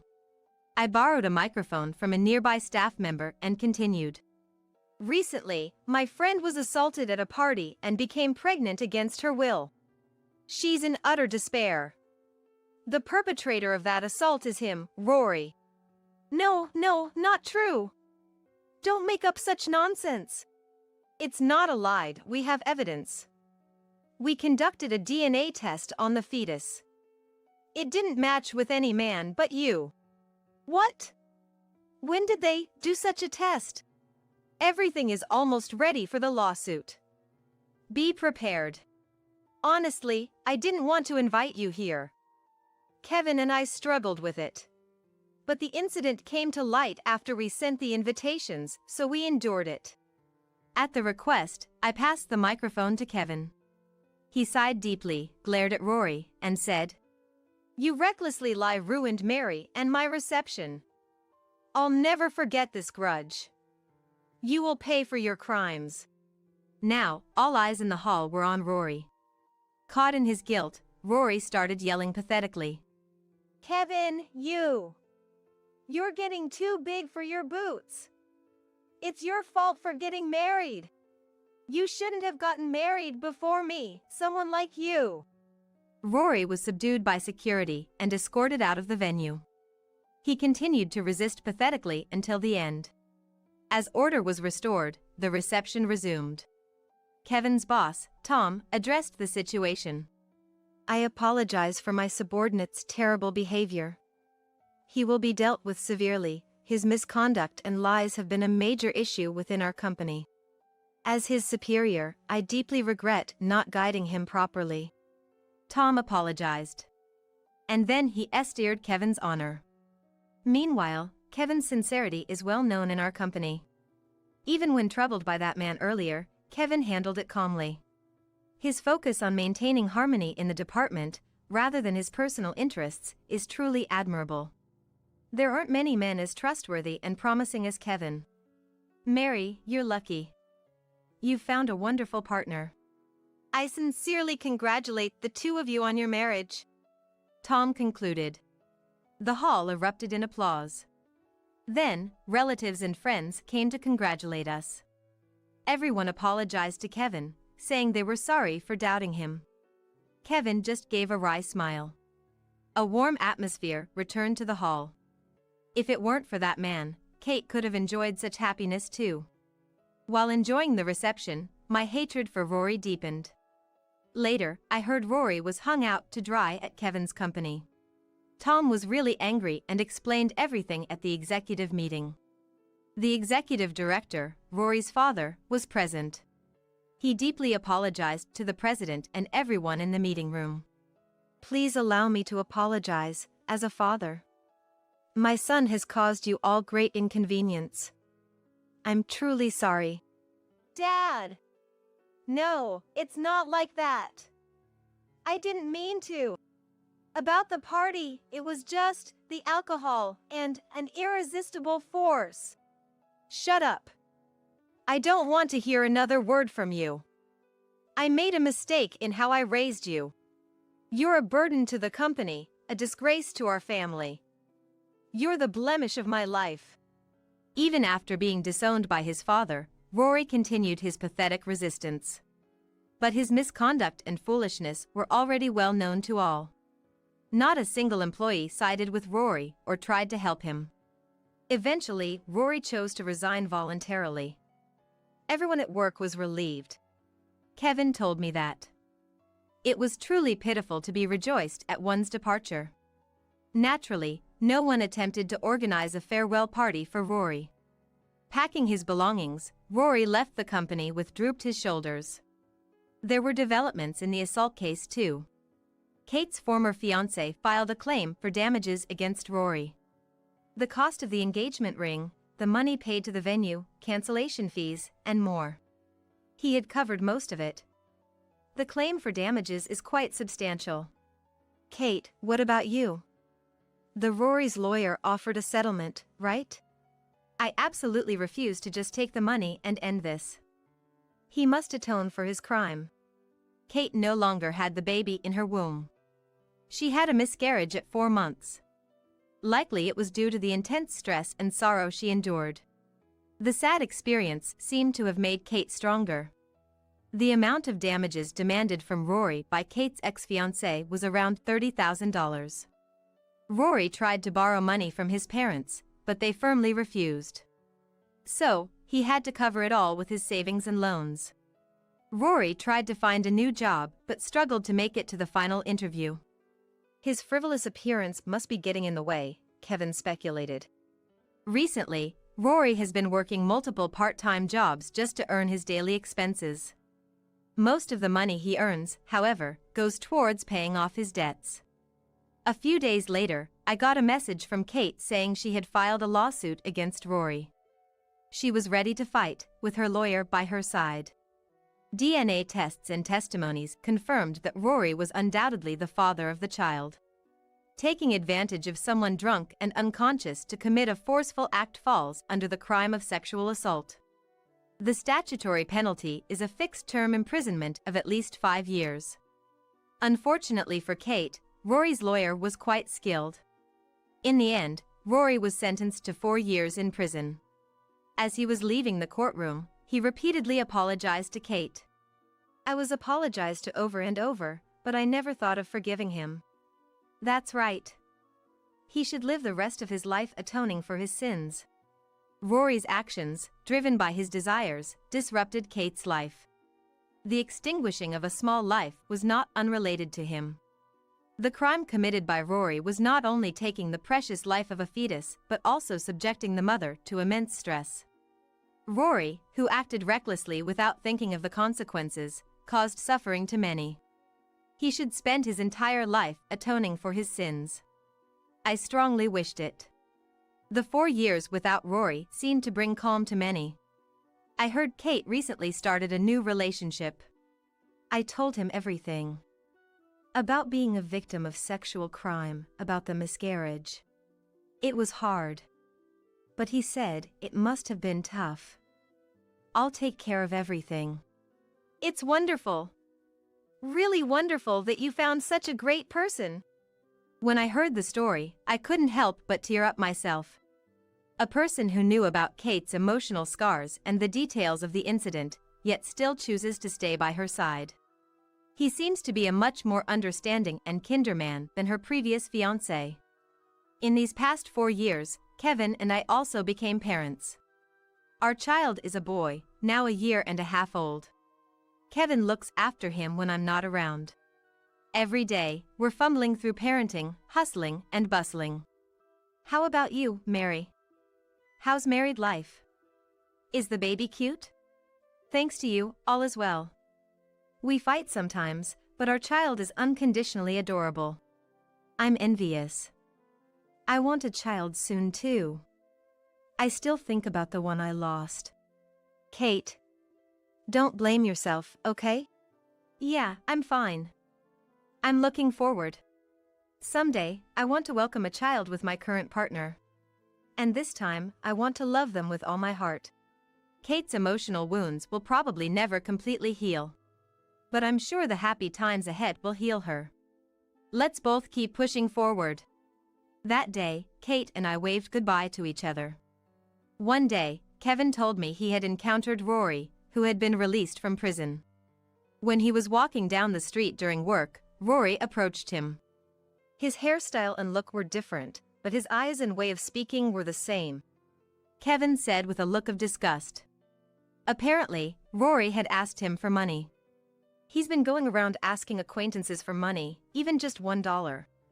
When he asked me if he managed to borrow any, I just replied, "Don't ask." Of course. No one would want to deal with him. Everyone knows about his crimes. What happened next? He started saying, "Why me?" So I scolded him. It's your own fault your life is a mess. Reflect on it. Rejected by Kevin, Rory slumped his shoulders and disappeared into the crowd. Later, Kevin heard a disheartening story about Rory from the executive director. Rory had cunningly swindled money from a young relative who had just started working. That fool. He said he could multiply the money through investments. How awful. What happened to the money? We caught him and made him return it all. Then, we cut him off. I'm fed up. I'm really sorry for the trouble my son caused, especially at your wedding. If he troubles you again, please contact me right away. Thank you so much, sir. The executive director looked very tired, perhaps due to the stress. Having a child with such a character brought unimaginable hardships to parents. Kevin felt truly sorry for him. He strongly hoped his unfilial son, Rory, would receive the punishment he deserved. A few months later, on a holiday afternoon, Kevin and I went for a drive. The purpose was to get our child to nap. When we put him in the car, he fell asleep quickly. There was a large river running through the city, with vast riverbanks on both sides. When I was gazing out absent-mindedly, I let out an unintentional "Aw, what's wrong? Did you forget something?" "No, it's not that. I just saw someone down by the riverbank." "It was him." "Him? You mean Rory?" "Yes. He was dirty and disheveled, walking with others dressed similarly." Even from a distance, his walk and gestures made it clear. It was undoubtedly Rory. Now, it seemed he found a place to stay somewhere along this riverbank. He was probably scraping his living by collecting cans and old books to sell. He might be lining up for soup kitchens, or perhaps even scavenging leftover food. I didn't feel sorry for him. Rather, it seemed fitting for someone like him. Rory, who hurt my friend and tried to ruin Kevin's and my wedding. For years in prison was too lenient. I thought he deserved to atone for his actions over a much longer period. Hoped he would fall even lower than where he was now. I strongly wished that. Life for Kevin and me has been smooth sailing. Calm, without major troubles, just as we'd hoped. Our relationship with both of our in-laws is good, and our child is growing up healthy. Neither Kevin nor I have any intention of spoiling our child. We don't want to raise someone who finds joy in others' suffering. What's right and what's wrong. What it means to behave as a decent human being. I want to be a parent who can properly convey these values. Rory's crimes have led us to these convictions. In that sense, his existence may not be entirely useless. Are you trying to ruin our wedding? It's not like that. I just wanted to say that you're spending too much money unnecessarily. I know you are poor, but Ryan is going to be the next president of the company, right? He doesn't need to worry about money. Even if he is the next president, this is too much. That's not true. I just wanted to see your happy face, and when I told Ryan that, he was willing to do anything I said. What? It seems he really likes you. He generously spent money whenever it was for you. Her words hit me like a stab with a knife. As I looked at her face in surprise, and she looked back at me with a sly smile. You took advantage of his feelings for me. Anger welled up inside me. To that, Jessica added another shocking statement. So what? If you're going to complain more, can you please leave? We don't need a low-educated, poor mother. Please don't associate with us ever again. Her words, filled with a sense of superiority, rapidly fueled my anger. I won't forgive this. Enjoy your triumph while it lasts. As she walked away looking down on me, I stared at her back, making a firm resolution to attend the reception. My name is Amy. I was widowed and now live with my son Ryan. My parents' home was poor, so I started working right after graduating from junior high. Later, I met and married a man who started his own company. Decades later, even when my husband's business stabilized and we had more financial freedom, my habit of saving remained, and I still live that way today. Neither my husband nor Ryan ever spoke ill of my frugality. Instead, they accepted it and joined me in being economical. Ryan, with his generous nature, even now as a working adult, accepts my frugality without complaint. After my husband passed away, the company is now led by my brother-in-law, Dylan, as the president. Ryan works there and is a candidate for the next president. Despite this, he hasn't let it go to his head and continues to live as usual. He, whom I raised alone after my husband's death, is my pride and joy. Sometimes I worry that he's too considerate and putting himself under strain, but his kindness is also something I'm proud of. Since working for the company, he has become even more independent, and recently he has become a very reliable man. So, when he told me he had a girlfriend, I felt a bit lonely, but I was happy enough to genuinely wish them well. She was introduced to me by a friend, and she's really a great person. He spoke with joy, and I smiled back. I want to start a family soon to give Mom peace of mind. That's why I'm thinking about marrying my girlfriend. Oh, thank you. But you haven't been together that long, right? Don't rush into marriage just because you're worried about me. It's your life, Ryan, make sure you make the decision for yourself. It's heartwarming to know he cares about me. But I didn't want him to choose his life partner just to reassure his mother. However, knowing that he has a girlfriend, seeing how happy he is, and above all, realizing how much he thinks of me, warms my heart. I thought to myself how lucky I am to have him. 6 months after hearing about his girlfriend, they seemed really serious about marriage, and he said she would be coming to our house. Though he had spoken about his girlfriend Jessica before, this would be my first time meeting her. I was looking forward to meeting Jessica, who might become his wife. Amy, is it true you didn't go to college? And yet you managed to raise such a fine child as Ryan. This was said by Jessica after we introduced ourselves and chatted a bit, while Ryan had stepped away from the table. She looked at me with a provocative gaze. Yes. He has really grown up to be a fine young man. I barely managed to reply, but I couldn't shake off the feeling of discomfort from her words. Though she seemed to be praising him, I felt there was a mocking tone towards me. Fine, huh? You don't hold back on the praise. Usually, people are more modest. Oh, maybe you don't know these common social norms, not having gone to college. What? Sorry, I was just wondering. It's really amazing, though. Raising a child in a fatherless home, I could never do that. Her words said one thing, but her mouth was slightly smirking. What were you two talking about? When he returned and asked, she promptly replied. We were just talking about how amazing Amy is for raising such a wonderful person like you. I really respect Amy. She said this with a smile at me. But I felt a thorn in her words and couldn't help feeling uneasy. That's right. He is going to be the next president, isn't he? The conversation shifted to the future of the two of them, and inevitably to his upcoming promotion. Jessica seemed captivated by the idea of he becoming the next president.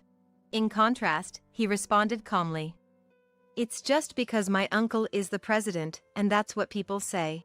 I'm still inexperienced and need to study and grow more. It's Dad's company, so I can't take over halfway and let it fail. What? But you'll become the president eventually, right? She asked, a bit flustered. I'll work hard to make that happen. He replied with a smile, but she seemed somewhat unsatisfied. Before talking about being president, I need to get promoted first. The responsibilities vary with each position, and I need to understand those roles too. When I gave this advice, he nodded firmly. Her eyes sparkled again. When you get promoted, your salary will increase, right? Since you're talked about as the next president, I guess your income will keep getting better. Her interest seemed piqued by words like next president and salary. The discomfort I felt towards her remained even after she left. Hey, I hate to say this, but do you think Jessica is marrying you for your money? She seemed really interested in your salary and the talk of you becoming the next president. I couldn't help but ask him. It's his life and his family. I may not have a right to interfere, but I couldn't stay silent, considering his happiness. But Ryan denied it. I don't think so. She is concerned about money because she plans to manage our finances after we get married. Finances are important in marriage. Oh, so you two have talked it over. Yeah. She said she would manage our finances after we marry. She's always been responsible, so it'll be fine. If that's the case. Mom, I'm 28 now. I'm an adult, so don't worry about me that much. His smile swept away my worries. Seeing his expression, I came to a realization. Maybe I was just feeling something like jealousy towards her. Is this how a mother feels when her son is getting married? That thought strangely made sense to me. But I would later realize that this idea was a mistake. A year after meeting Jessica, their wedding is today. I don't know any details about the wedding. She asked me not to interfere too much. Indeed, the wedding is about the two of them, and it's an important event for their future married life. I decided to quietly watch over them and looked forward to this day. But, when I arrived at the venue, I was so surprised that I was rooted to the spot. Because the rented venue was decorated so lavishly, it was beyond what ordinary people could afford. In the waiting room, there was a quiz corner where guests could guess the color of the dress Jessica would wear for her dress change. I had seen such features in weddings before, but there was one clear difference this time. There were 2 dress changes, and the dresses were in 2 different colors. Furthermore, the menu listed ingredients that were extravagantly high-end. Even the entertainment included a professional magician. I had attended many weddings, but this was the first time I saw one so luxurious and obviously expensive. I never imagined experiencing this at my own son's wedding. It was just too much. Feeling anxious and worried about their wedding, I decided I had to talk to Ryan and headed to their waiting room. Then I saw Dylan and Jessica.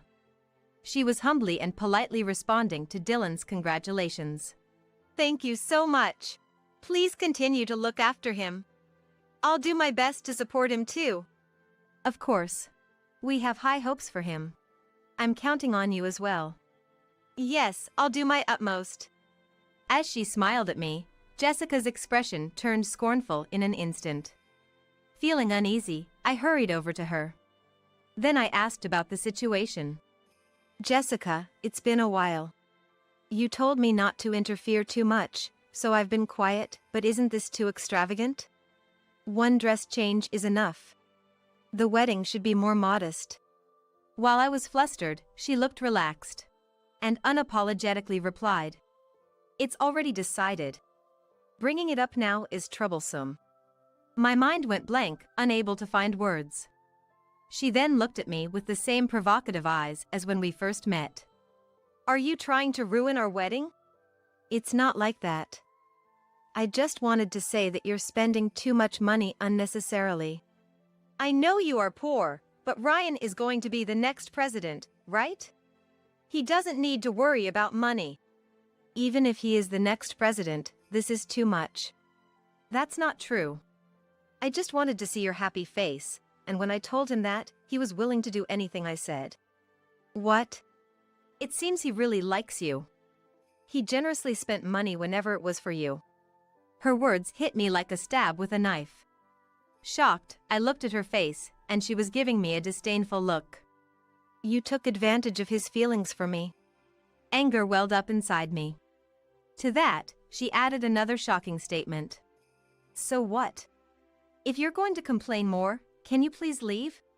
We don't need a low-educated, poor mother. Please don't associate with us ever again. Her words, filled with a sense of superiority, rapidly fueled my anger. I won't forgive this.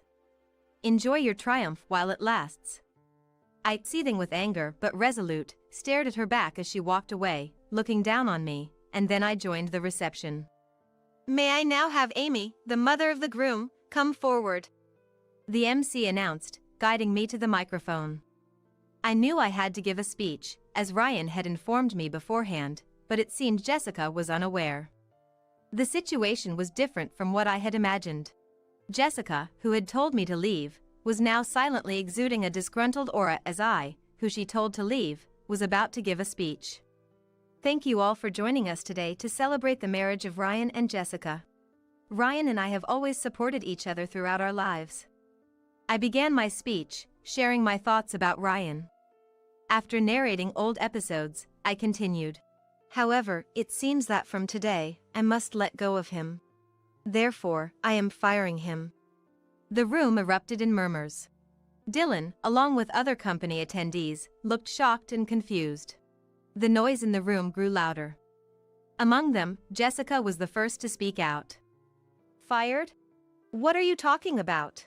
Amy, who isn't even part of the company, can't make such decisions. You should think before you speak. Even as a mother, there are limits. Jessica, what are you saying? I am firing Ryan. You said you didn't need a low-educated, poor me, and told me to never associate with you again. That's... Moreover, it seems you were only after his money. And Ryan, choosing someone like you, I can't trust him anymore. That's why I am firing him. My words intensified the murmurs in the room. Jessica, her harsh words exposed, turned red-faced. Ryan, glaring at her, questioned. What do you mean a low-educated, poor mom is unnecessary? Did you say that to Mom? And about being after money. It's fine, isn't it?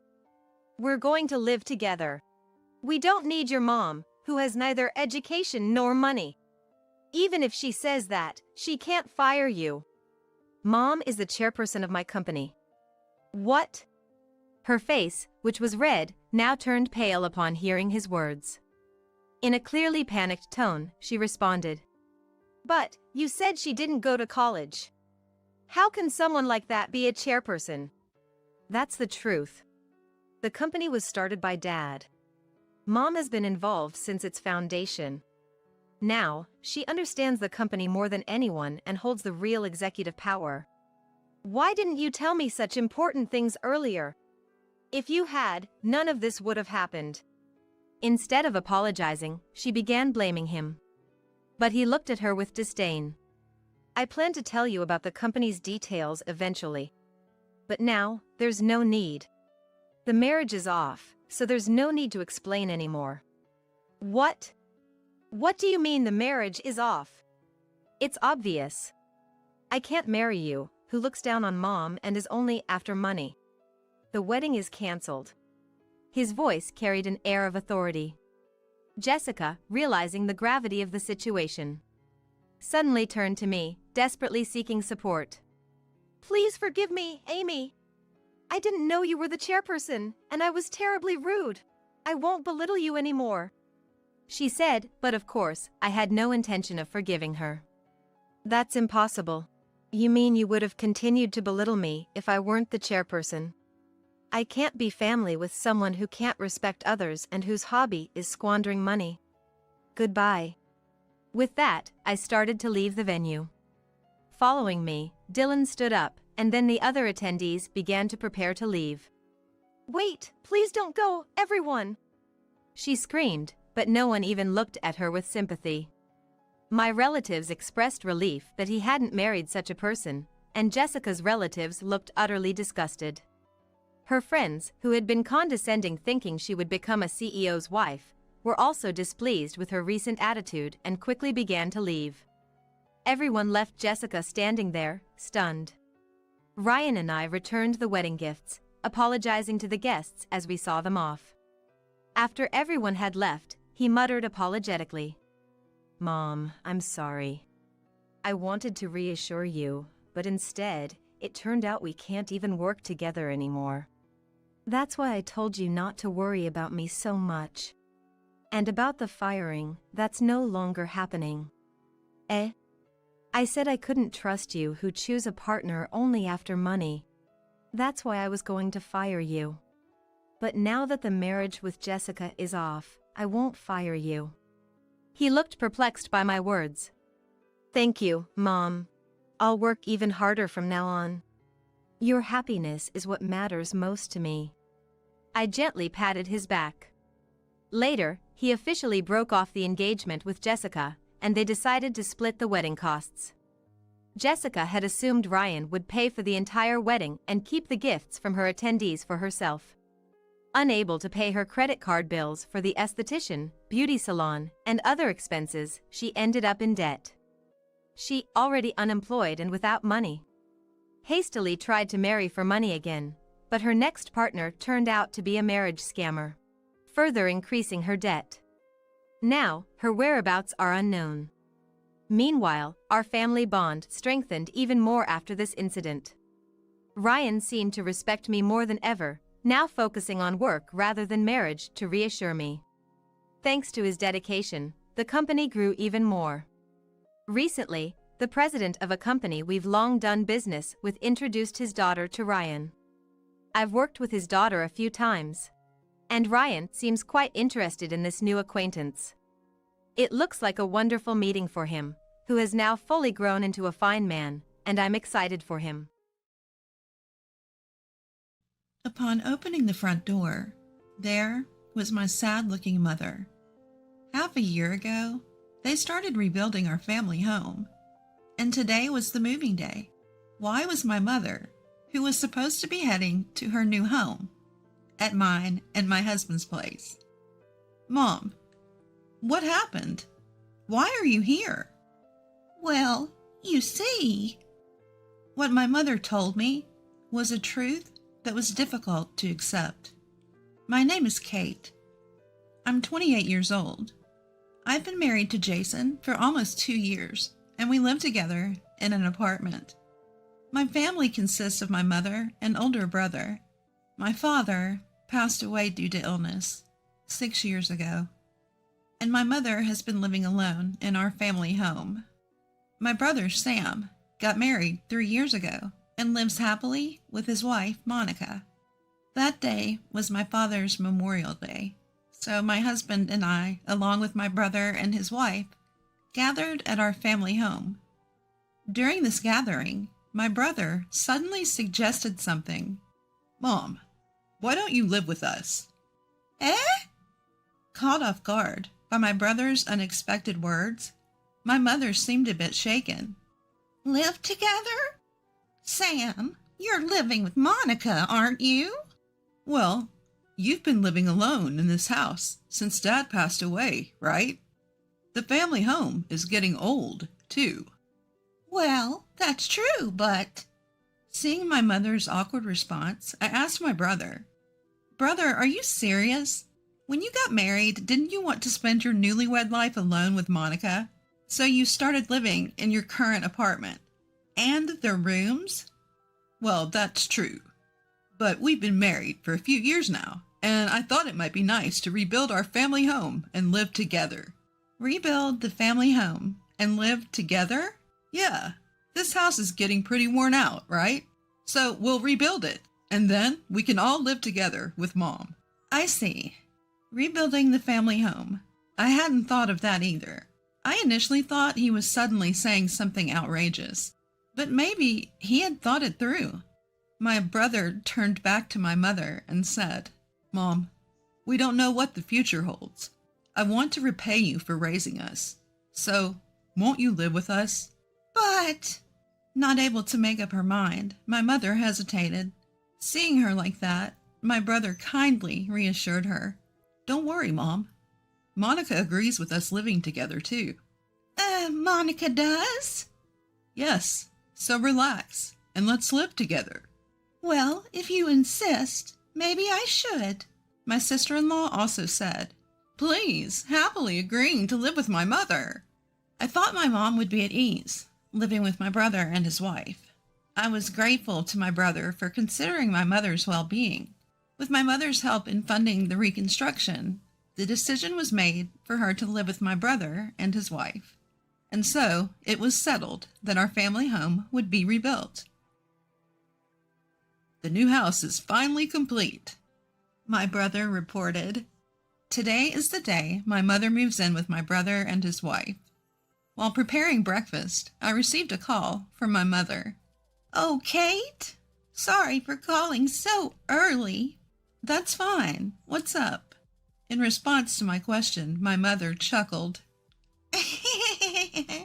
"What's up? Today's moving day. I'm so excited." "I see. So that's what it is, Mom. You were really looking forward to this, huh?" "Of course. Just living with my own child is enough to make me happy. But it's also a new house. Can I really be this happy? It's like a dream," my mother said with a happy voice. After chatting for a while, my mother headed to her new home. It must have been around noon. While working from home, the intercom rang. "Hello?" "Huh? Mom?" I opened the door to find my mother looking sad. Today is moving day. My mother should have already gone to her new home. So why is she here? Although puzzled, I asked my mother, "Mom, what's wrong?" My mother hung her head and said nothing. Feeling that something was off, I pressed my mother a bit harder. "Mom, today's moving day, right? Why are you here?" "Well, I was told to get out." "Huh? Get out? My brother should be at work since the morning, right?" "It wasn't Sam. It was Monica."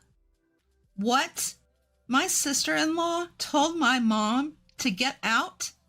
Is this some kind of joke? My sister-in-law, who had happily accepted the idea of living with my mother. Why? Wait a minute. This is a joke, right? My sister-in-law said yes, please, to living with Mom, didn't she?" "I thought she accepted it too, but when I arrived at the new house, she suddenly said, 'I can't live with you, please leave.'" "What is that?" When I heard the details, the story was unbelievable. After handing over her belongings to the moving company, my mother went to the new house where my brother's wife was already there. And as soon as she saw my mother, she blurted it out. "I can't live with you. Get out." "Why would you say such a thing?" When my mother asked, my brother's wife frowned and retorted, "If there's an old person in our brand new house, it'll bring down the mood. If my husband's mother is around, we won't be able to have a proper married life." I couldn't believe on the day she moved in, after rebuilding our family home with the condition of living with our mother, she would be kicked out. I was utterly furious at my sister-in-law's words and actions. My mother was completely disheartened and slumped on the sofa. Unable to bear the sight, I called my brother. "Hello, big brother." Kate, what's up?" "This isn't just what's up. What on earth is your wife thinking?" Startled by my anger, my brother responded. What? What happened all of a sudden?" It seemed he hadn't heard anything from his wife. "Big brother, listen carefully. Mom is at my place now." "Huh? Mom is? Today is moving day, right? Why is she at your house?" "It's because of your wife." "Monica? What did Monica do?" "That's what I'm saying. She kicked Mom out." "What? You've got to be kidding." I explained the situation to my panicked brother, recounting what I'd heard from our mother. After hearing the story, my brother let out a deep sigh. "Geez, why would Monica do that?" "I want to know too. Mom was really looking forward to living with you guys, you know? But now this? Anyway, when I get home, I'll talk to Monica. Can you take care of Mom until then?" "Take care? I'm going to let Mom stay with us. She said she doesn't want to see Monica anymore. I couldn't help but get emotional and ended up scolding my brother. My brother muttered apologetically, I see. Yeah. The call with my brother ended on an awkward note. I briefly explained the situation to my husband via email and told him the details when he got home. The next day, my brother called again. Kate? Big brother? Did you properly talk to Monica? As soon as I confronted him, my brother replied, Yeah, well, I did. He then began to share the details of their conversation from last night. Monica insists that Mom left on her own. Huh? Are you joking? Are you saying Mom's lying? No, it's not that. I don't think Mom would lie either. Although annoyed by my brother's roundabout explanation, I replied, So, I told Monica straight up, Mom isn't the kind of person to lie. And then she finally told the truth. The truth. It would be a bother to have Mom around now that we finally get to live in a new house. Eventually we'll have kids, so let's just live here with the two of us. Ha! I knew it! I'm sorry, Kate. Just like you said, she kicked Mom out. I'm really sorry. I didn't know what to say to my brother, who muttered tearfully. It was wrong to blame my brother, but I couldn't suppress my anger. What are you going to do now? You're not planning to live happily with her, just the two of you. About that, I have an idea. An idea? And then my brother revealed a certain plan to me. It seemed my brother cared for our mother more than I had realized. His plan was something I could never have come up with. If the plan worked, not only would it be revenge on my sister-in-law, but our mother would be able to live happily as well. That's why I need a little more time. I'm sure Monica will contact you in a few days. I readily agreed to my brother's request. Understood. I'll let Mom know. The rest is up to you, big bro. Right? Yeah. Leave it to me. I informed my mother and husband of my brother's plan and began preparing for it. Surprisingly early, I received a phone call from my sister-in-law on my smartphone. Hello? Hello, Kate? My sister-in-law sounded frantic over the phone, panting heavily. Sis, what's the matter? I asked her deliberately, and an irritated voice came back. Please, just put your mother on the phone. That's impossible. Mom doesn't seem to want to talk to you, Monica. Don't say that. It's not because of that right now. What do you mean? Anyway, I want your mother to come back. Tell her. Let's live together again. Knowing everything, I purposefully asked her, why this sudden change of heart? You were the one who drove Mom out, weren't you, Monica? Yes, but circumstances have changed. I'm in trouble if your mother doesn't come back. So, why is that? That has nothing to do with you, Kate. My sister-in-law continued to yell without answering any of my questions, so I fought back.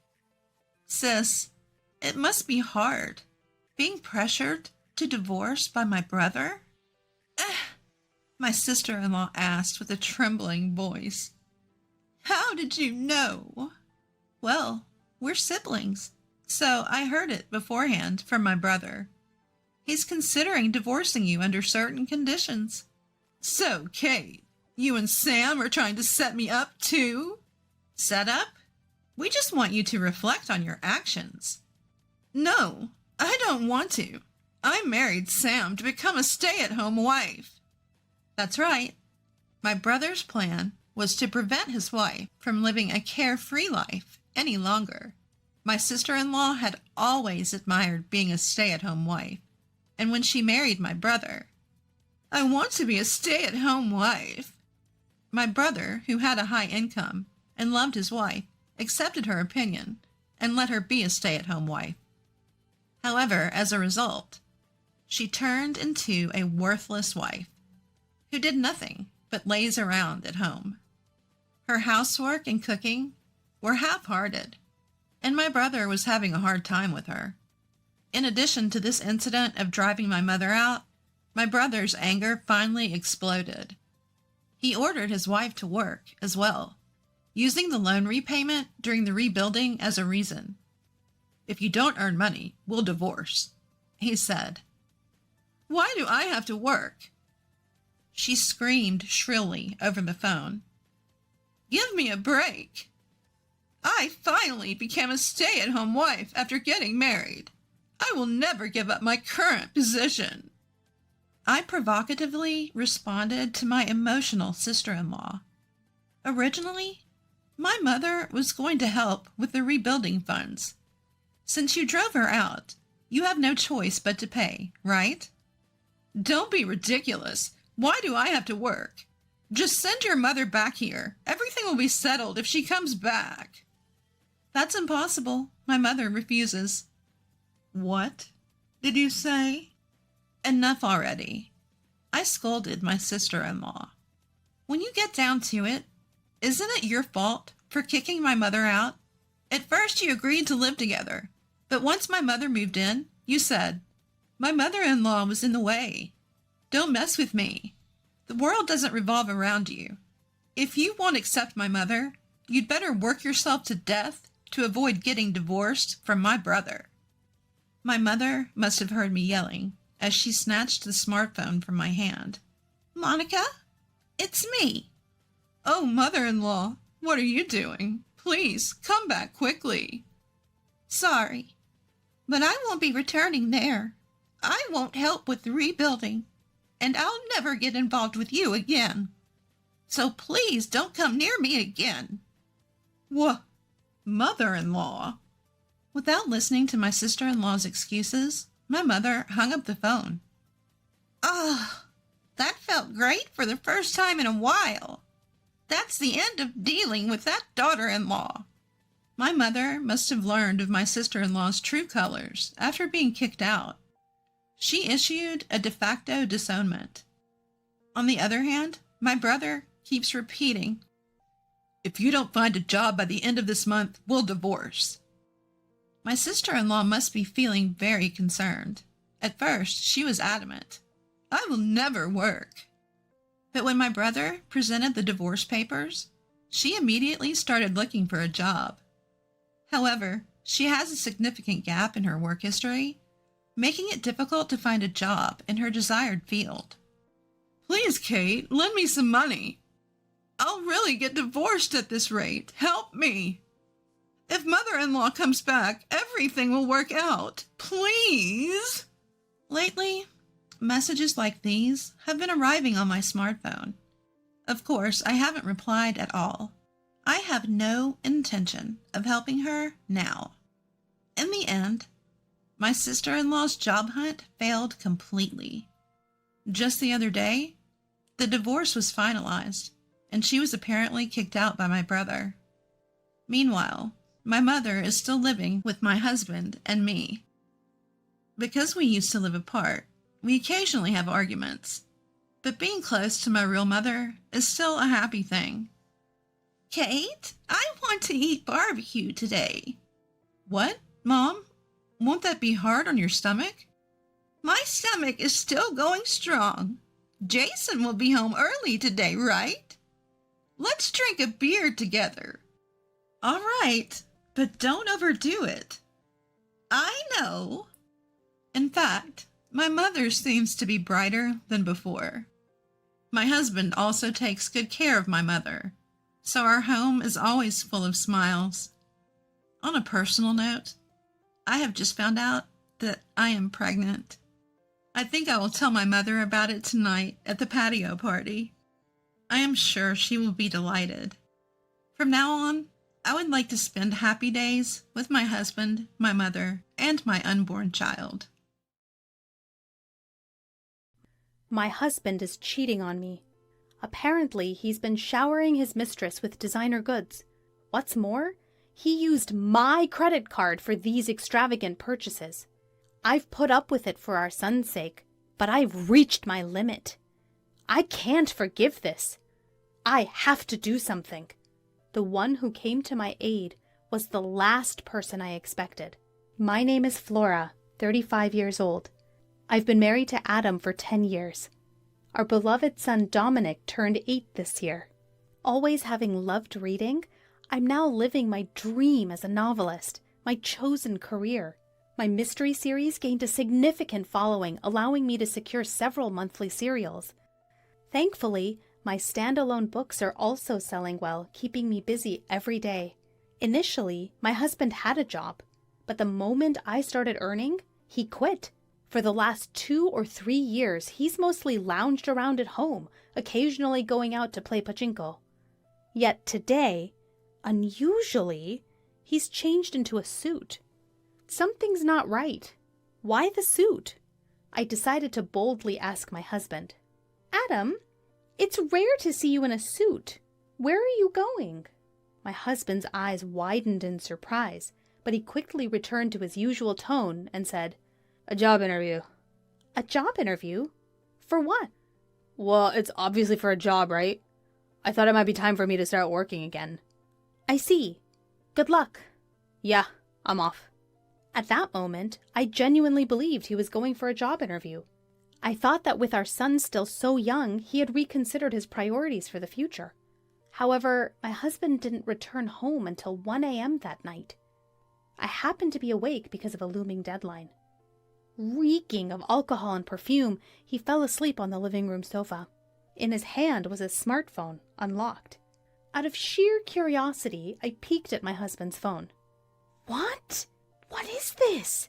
I can't believe this! To cut to the chase, my husband was cheating on me.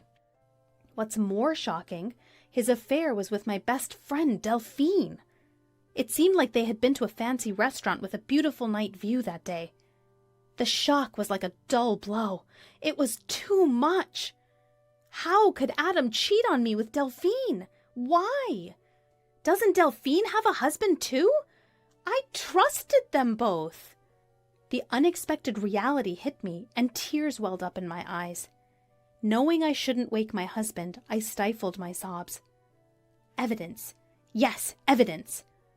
For now, I sent the evidence of the affair to my own phone and decided to think about the next steps. The next morning, I casually asked my husband, who was acting as usual. Hey, Adam, about yesterday. Yesterday? You know, you said you had an interview, but you came home late. I was just wondering what happened. Then my husband averted his eyes, showing signs of thinking up an excuse. Actually, I ran into a friend after the interview. We ended up going for a drink. A friend? Who? Some guy you don't know, Flora. Do I need to explain everything? Yeah, you're right. As expected, my husband concealed the fact that he had met with Delphine. His affair was clear from this attitude as well. 1 month after discovering my husband's infidelity, I was still lost in confusion. Until now, I hadn't confronted my husband about the fact he was cheating. Once I bring it up, it's clear that a crack would form in our relationship. If I was alone, I would have confronted him with the evidence of his affair and divorced him right away. The only reason I didn't divorce him was for our son, Dominic. I couldn't bring myself to take his father away from him at the tender age of 8. Afterwards, my husband started going out frequently, taking advantage of me being busy with work in my room. However, this was also an excellent opportunity. While he was out, I decided to gather evidence of his infidelity. What I found in his room were several unfamiliar receipts. Apparently, he had been buying women's designer items. But there was nothing like that in his room. And of course, I hadn't received anything. There was only one conclusion I could reach. Adam, you've been lavishing Delphine with designer items. But where did he get the money for that? He's jobless now and living off the allowance I give him every month. There's likely no savings left. Concerned, I decided to follow him. During that time, I would call my brother over to watch over Dominic. Of course, my brother didn't know about my husband's affair. I lied to my brother. Bro, sorry for calling you out of the blue. Nah, it's fine. But what's up? Suddenly asking me to look after Dominic? Actually, I really want to go shopping alone. Shopping? You've never been much of a materialist. Don't you usually shop online? Well, that's true. But today, I want to buy something that's only available in the store. So, can you please look after Dominic? Well, all right. But don't be too late, okay? Dominic gets lonely. Yeah, thank you. Thus, with my brother's cooperation, I successfully managed to tail my husband. Right now, he's walking arm in arm with my best friend, Delphine. I knew it was happening, but seeing it with my own eyes was a shock. The two of them cheerfully entering a high-end designer store. And then I saw something outrageous. No way! Is that my credit card? Indeed, the card my husband used to pay the bill was my secondary credit card. I always keep my main card in my wallet, but the secondary one was left in a drawer. He took it without my knowledge and used it to fund his gifts.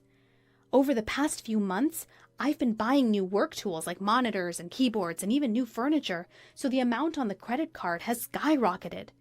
Both cards are linked to the same bank account, and because I've been busy recently, I haven't checked the details carefully. This came back to bite me. I can't believe it. Not only was he cheating on me, but he was also freely using my money. Any love I had for my husband had completely cooled off. Of course, I was at fault for not noticing, but I still couldn't forgive him. I took clear pictures of the two of them in the act and returned home. For the next few days, I was engrossed in thinking about how to get back at my husband. I checked his usual use computer multiple times when he wasn't around. Since he syncs his smartphone and computer, I can easily check his and Delphine's exchanges on the computer. Soon, I found out that the two of them were going on a trip during the upcoming long weekend. A 4-day, 3-night trip to Okinawa. Yep, this is my only chance. I decided to execute my revenge plan to coincide with my husband's affair trip. But there was one problem. That was the presence of my son. It would be difficult to carry out this plan without my son finding out about his father's infidelity. I decided to rely on my brother's help again. Hey, bro, sorry to ask again, but could you look after Dominic for me during the upcoming long weekend? You mean for the entire 4 days? Yeah, I have something I need to do. Something to do? Huh, he says with a meaningful tone. Just as I was feeling uneasy about my brother's attitude, he firmly said this. Flora, stop trying to handle everything on your own. Bro? Adam's cheating on you, isn't he? What? How did you know? I heard it from Dominic. Huh? Dominic? Even though he was still a child, my son had noticed his father's infidelity. I don't know if he understood the concept of infidelity, but he knew that his father was becoming close with someone who wasn't his mother, and that this was causing his mother pain. It seemed that Dominic, in his own childlike way, had noticed this. But I thought I was hiding it well from Dominic. How? It means Adam has hurt you so much that even Dominic could see it. Are you still planning to be with a man like that? But if I divorce Adam, Dominic will be upset. As soon as I muttered this, my son, who was supposed to be in the next room, appeared. It's okay, Mom. I'm on your side. Dominic, are you sure? I don't need someone who makes Mom sad. As long as I have Mom, I'm okay. Thank you, Dominic. And thank you too, bro. And so, thanks to my son and brother, I was able to make up my mind to get revenge on my husband without any hesitation. We started moving to a new place on the day my husband was leaving for his affair trip. My brother helped us, and we secretly packed when my husband was away. Then, on the night before the long weekend, I decided to give my husband one last chance. I asked him, who was excited about his trip starting tomorrow, straight to the point. Adam, what's with the luggage? Why are you preparing a suitcase? Oh, this? Actually, I'm going on a trip with a friend from tomorrow. A trip? Did you mention anything about that? It's a sudden decision. Who cares? I'm going with the budget of the monthly allowance I get. Wanting to avoid further questions, my husband was emitting a "don't talk to me anymore" aura. But I couldn't care less about his situation. I questioned my husband in a voice lower than I've ever used before. "Hey, is it really with a friend?" My husband was visibly shaken, his shoulders twitching. Still, he desperately lied. "Of course! You've been nagging me!" "I see. That's nice. A trip with a friend. Have fun." "I was gonna have fun even if you didn't tell me to." "Well, just don't get too carried away, okay?" Leaving those words, I exited my husband's room. Honestly, if he had confessed the truth here, I was considering just asking for alimony and child support and settling things amicably. Even though he cheated on me, he was someone I once loved. When my novel didn't sell, it was because of him that I could keep going. I didn't want to hate him or resent him from the bottom of my heart. However, I can't afford to be so composed after what he's done. For the sake of my son and for my future, I have to put an end to my relationship with that man. There's no need to hold back any longer for a man who keeps lying. The next early morning, my husband had already left for his trip. I opened the drawer and confirmed that he had taken my credit card as usual. I immediately contacted the credit card company, reported the loss of the card, and requested a stop to its use. My son woke up and I greeted him. "Good morning," he responded with a wide smile. "Mom, it's today, right?" "Huh?" "The move! We're going to our new home today, right?" Seeing my son's sparkling eyes, the last bit of anxiety I had disappeared. "Oh, Dominic. All right, I've stopped the credit card. Let's move to our new home." "Yeah, that's right! I'm excited for our new home!" With my brother's help, our move went smoothly. My son and I moved our things to the new house, and my husband's things were sent off to a certain place. The next day, while relaxing at the new house with my son and brother, I received a call from my husband. "Hello? Is that you, Flora?" Do you need something?" "Well, actually, I've ended up spending more than I thought. Could you transfer me just a little bit?" He probably couldn't use the card because I'd suspended it and was having trouble paying for things on his trip. He was asking for money indirectly without mentioning the card, which was disgusting. "You said you were going to stay within your allowance, right?"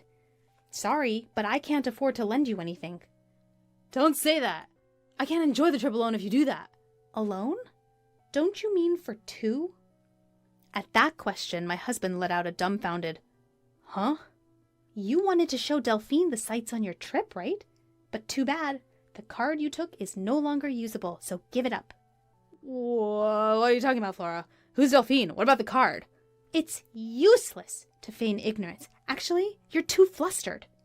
It's because you're saying things I don't understand. I don't know anything about the card." "That's enough. It's already out that you cheated on me with my best friend Delphine." Huh? "Did you actually think it wasn't exposed? Are you stupid? It's so obvious." No, this isn't what it looks like. It's not cheating. I was extremely angry at my husband, who was still trying to make excuses. Not caring that my brother and son were around, I let out all the anger I'd been holding in. "Don't make excuses! You had a family, but you had an affair with another woman, and you even used someone else's card. Do you realize how low you've sunk?" Yeah, Flora, let's calm down. "Calm down? How am I supposed to stay calm when dealing with the person I hate most in the world? Let me tell you, I have no intention of forgiving or helping you.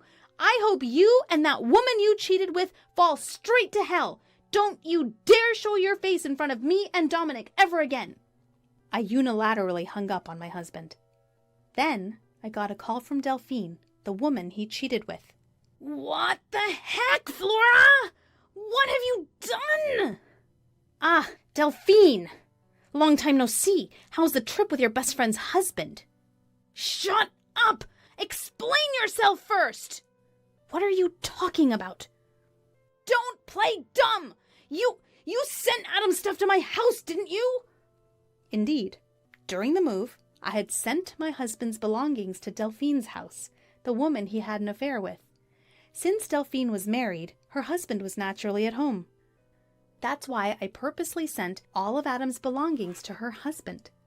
I included a long letter explaining the situation and yelled at her over the phone, almost cracking the speaker. Are you kidding me? What have you done? My husband found out and he's furious. Isn't that natural? You're having an affair even though you're married. To think my best friend would do such a dirty thing. You're the worst. I am so disappointed. Excuse me? I think that's my line. My best friend was cheating with my husband. You think I would forgive that? Who was the one who did the disrespectful thing first, even though we were best friends? I wasn't serious. It was just a fling. There's no way I would settle for a jobless loser like him. Whether you were serious or not is none of my business. I'm getting a divorce soon, too. Either way, the fact that you had an affair is true. I will never forgive you. I'll demand the maximum amount of compensation, so be prepared. Compensation? What? I didn't hear anything about that. Isn't it natural? You did something worthy of it. Wait, I'm a housewife. I can't pay compensation? I don't care. You can figure it out yourself. Or maybe beg your husband, although I guess that's unlikely. Wait a minute, Flora! Hey, wait! Goodbye. I hung up the phone without letting her speak and blocked her contact. After that, I finalized the divorce through a lawyer and demanded compensation from my ex-husband and Delphine. I demanded child support plus the amount he spent on the card without permission. Delphine, burdened with debt from paying the compensation, was served divorce papers by her husband and was apparently kicked out of their house. He tried to rely on his family home, but the circumstances were what they were. After being swiftly turned away, he's apparently now living in and working the night shift. He tried to rely on her, but she flipped out, blaming him for ending up getting divorced. She quickly cut off ties with him, and their relationship naturally fizzled out. As for my ex-husband, I hear he's now juggling several part-time jobs and just scraping by day to day. For someone who's been unemployed for a long time, finding a decent job won't be easy. Of course, if he ever falls behind on the compensation or child support payments, I'm determined to collect it by any means necessary. As for me, my son and I are living a peaceful life in our new home. My son is growing up so fast, and every day is truly fresh and exciting. I hope to continue pouring a lot of love into him without causing him any sadness. Everyone wants to be healthy, but let's be real. Many of us have chronic issues we are dealing with. I am one of those people. I wish I could be in perfect health too. But if that's not an option, learning to manage my condition is the next best thing. Is it too much to ask for a partner who understands this? My name is Sabrina. I'm a 29-year-old working mom. Been married to Thomas for 3 years, and I think we have a decent relationship except for one thing. Wake up, Sabrina! Hey! I wake up to the sensation of being shaken. Opening my eyes, I see Thomas's face. Wait, what happened to me? You collapsed. Hearing that, I try to sit up and feel dizzy. Not again, I think, unfazed. I am prone to low blood pressure and can easily become anemic. Even standing for too long while cooking can trigger it. So I'm extra careful when I'm cooking, but what was I doing? I think back and see a potato on the counter. Right, I was peeling potatoes. It's nerve-wracking to think I could get dizzy while using a knife. I heard a loud thud and found you on the floor. What were you doing? Shouldn't the first question be, are you okay? Thomas never seems to understand even when I explain my condition. Instead of worrying about me, he looks annoyed. I'm not asking for him to freak out, but a little concern would be nice. Am I expecting too much? We married after dating at work. It wasn't a whirlwind romance, but there was definitely some passion. I wonder if this is what marriage is really like. You know, Thomas and I started dating because of my chronic condition. I collapsed at a Monday morning meeting when the boss was talking longer than usual. I felt dizzy and nauseous. That's when Thomas took care of me. Ever since we got married, he hasn't been doing that anymore, and then there's the way he just acted. If he calls it just a case of low blood sugar, I can't argue back. He hears anemia and condescendingly tells me to eat liver and get some iron. He doesn't get that anemia and low blood pressure aren't the same thing. I realized in our 3 years of marriage that explaining won't get me anywhere with him. At this point, I don't care if he's not concerned about me. What bothers me more is I have lost my appetite. I'm going out to eat. but I'm cooking right now. Like I can eat anything made by someone who faints just peeling a potato. I feel worse than you do. See ya. Wait a sec. He left without listening to me. I was left sighing in front of the potatoes. It's always like this. He complains and leaves every time I collapse. And he doesn't come back for several hours. Today, he left just to eat out? How many hours will he be gone? Before I knew it, he didn't come back until morning. Was he really just eating out? I felt my anger growing. One day, Thomas approached me saying he had something to discuss. What is it? I'm thinking of going on a trip to Hawaii with my parents during the upcoming long weekend. Wow, that sounds wonderful. I was so delighted by Thomas's idea that I clapped my hands. Come to think of it, we haven't traveled since we got married. Sure, going with the in-laws means I have to be a bit careful, but we get along well enough. Beautiful blue oceans, white sandy beaches. I wonder if I can still fit into last year's swimsuit. I'm already daydreaming about a tropical getaway. My mind was already in vacation mode when Thomas suddenly said, Hey, what are you misunderstanding here? I tilted my head in confusion. Misunderstanding what? We're going on that trip, just me and my parents. You're staying home. What? Why? I raised my voice, caught off guard by Thomas's unexpected words. I can't believe I'm being left behind. You do realize your own physical condition, right? If you stand for too long, you'll faint. We can't even enjoy browsing souvenirs. How could we enjoy a trip with you? I'm not that bad, and that's really harsh, isn't it? Too much? I'm just telling it like it is. My parents said the same thing, so you're staying. You can't be serious. It's already decided. We have even booked the hotel for 3. Leaving me at a loss for words, Thomas walked out. While preparing dinner, I was left behind again. Thomas continued to go about his preparations, happily ignoring me. Should I protest to my in-laws? But then I thought of how that might ruin the good relationship we have had so far. Then again, isn't it them who are ruining our good relationship? Even so, I couldn't master the courage. I admit I might faint if I stand for too long. By the time I feel dizzy and nauseous, it's too late. It's such an unpredictable, troublesome condition. Maybe it really is a burden for them if I go on the trip. Should I just bear with it? As I pondered, I blankly stared at the calendar on the wall just then. Uh-oh. I felt dizzy and nauseous. This can't be good, I thought, too late.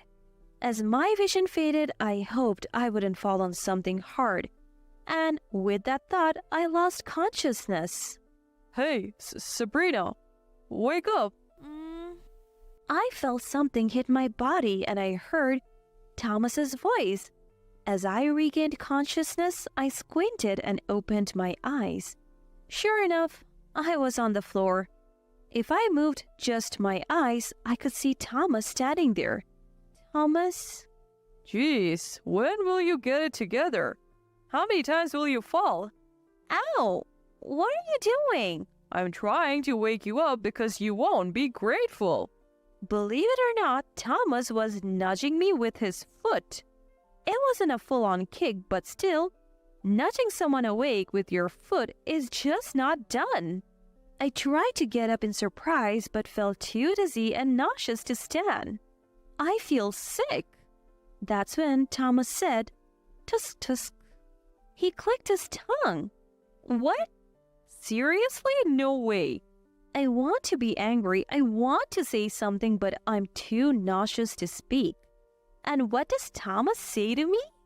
Hey, I'm heading out. Take care of the house, okay? Don't let it turn into a dump while I'm gone. Got it? Completely insensitive. What, you're leaving? I told you I'm going to Hawaii with my parents. My flight's soon. I'm out of here. Wait, at least help me get to bed. I'm feeling sick. Don't care. Stop whining over a little anemia. He's got plenty of time before his flight, right? He could at least help his collapsing wife get to bed. Ignoring my silent protest, Thomas really left. All I could do was watch him go stunned and left on the floor. Wow, that's pretty harsh. You're not mad? I am mad. That's why I'm venting.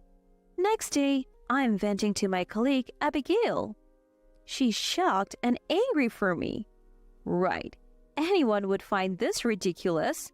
Somehow, recovering, I get myself up, but recalling Thomas's cold attitude, I quietly cry. It's not the first time he's been horrible, but this is too much. Even my colleagues' comforting words don't heal my heart. What should I do? Then, that night, a phone call comes in. Drinking alone, irritated, I'm shocked to see the caller ID. It says, Michael. A call from Thomas's dad, who should be on vacation with him? Something happened to Thomas?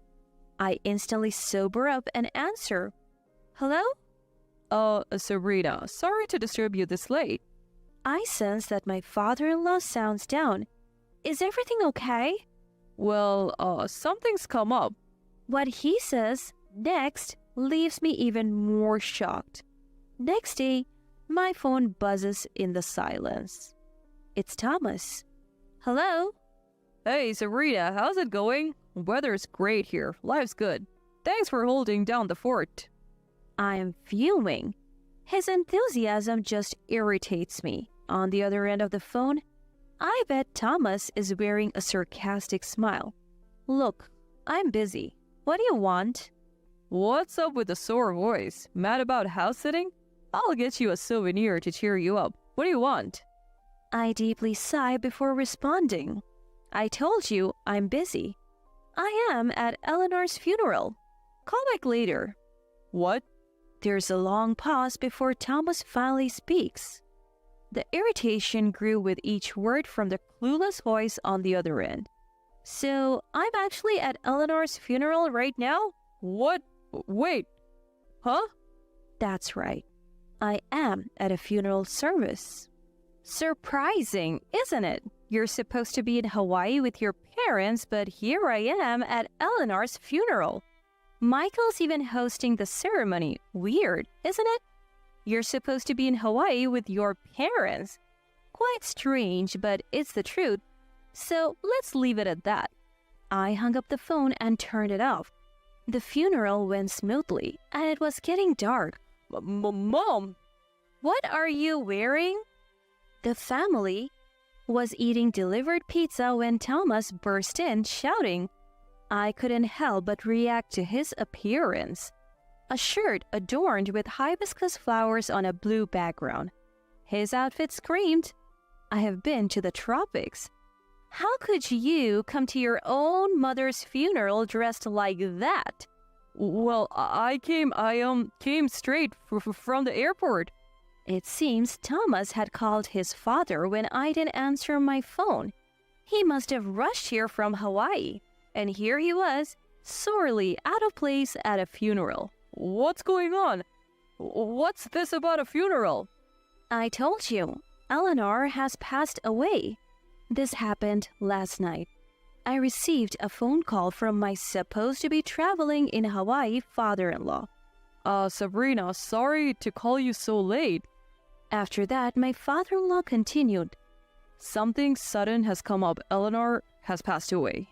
I dropped the drink I was holding in my hand. The alcohol spilled onto the floor, but I couldn't move. She suddenly collapsed at home this morning. We called an ambulance, but she never regained consciousness. The cause was a heart attack. I couldn't believe it. Eleanor was so vibrant. I thought she had many more years ahead of her. Unbelievable, especially since she was supposed to be on vacation with Thomas. I can't believe it, that you would be having an affair. What? Thomas froze at my words, and the person who stepped forward wasn't me. You fool!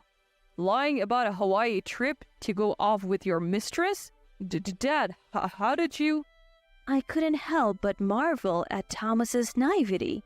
You seriously think you can leave a mountain of evidence at home and not get caught? Exactly. After the phone call from father-in-law, I frantically searched through Thomas's stuff. What did I find? Loads of unfamiliar credit card transactions and hotel receipts. Even on Thomas's computer, there were tons of photos with his mistress.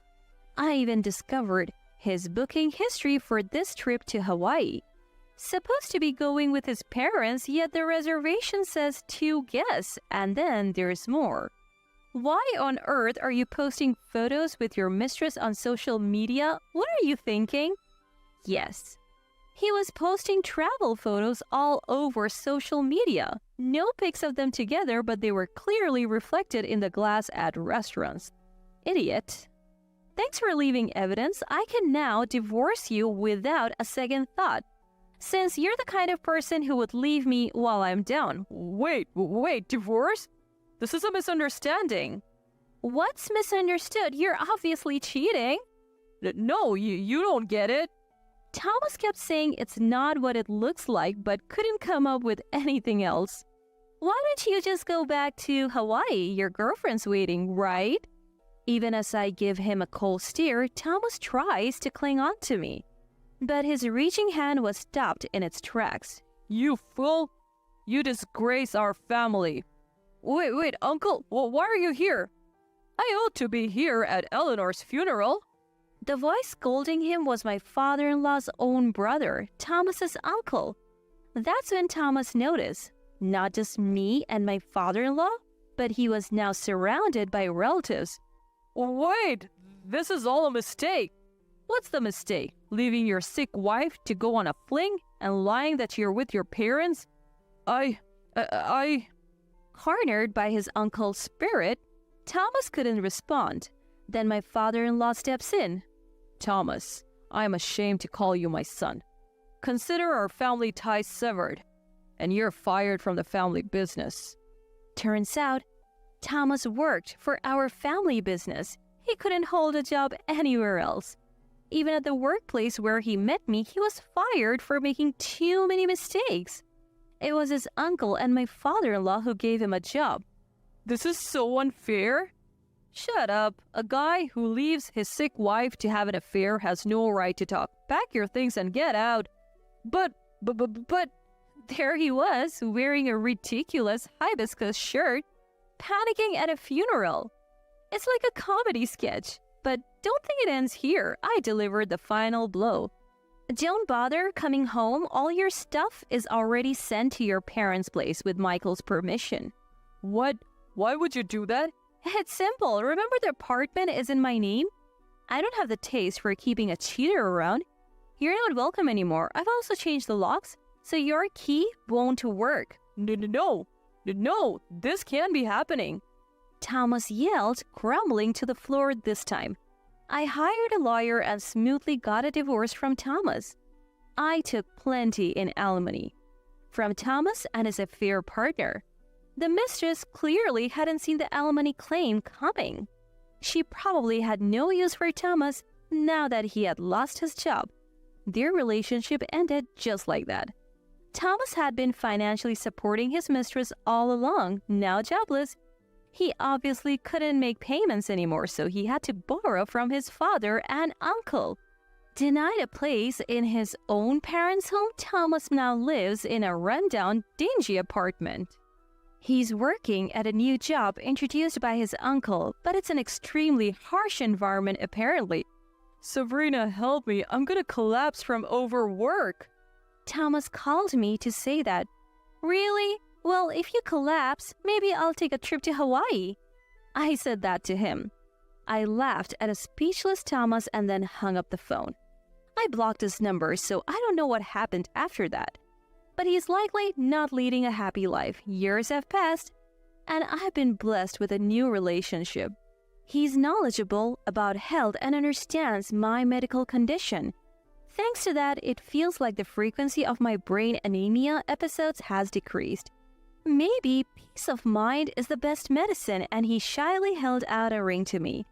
My heart soared at the thought of a happy future. The woman my brother chose to marry happened to be the daughter of a bank executive. "Please do not come to the wedding," she implored. She despised me, a high school dropout working in construction. My brother's the only family I have, yet she threatened to cancel the marriage if I attended.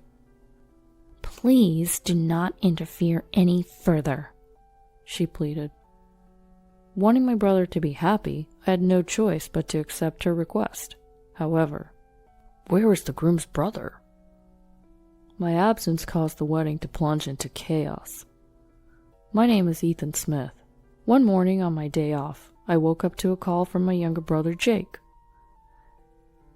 "Hey Ethan, you're off today, right?" "Yeah, I was actually asleep." I listened to him as I got up and headed to the bathroom. "I met someone I want to marry, and I'd like you to meet her," he said. I was taken aback, and now completely wide awake. I was delighted to see my brother all grown up. Jake and I had always been there for each other. Our mother divorced when we were young, worked on her own, and provided for us. I barely remember anything about our father, because he was rarely at home.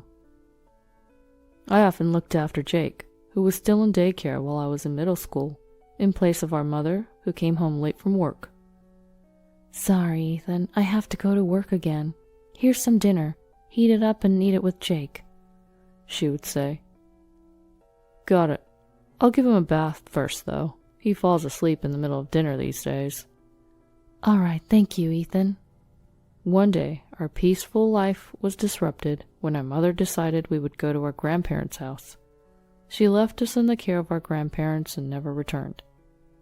Jake, who was still very young, felt lost without our mother and cried every night. During those times, I read him books, held his hand as we slept, and distracted him from his sorrows. "Where's Mom? Is she coming home today?" he asked. It always hurt to hear that, and I don't remember when I started saying I didn't know. Our grandparents, despite being angry at our mother, raised us lovingly.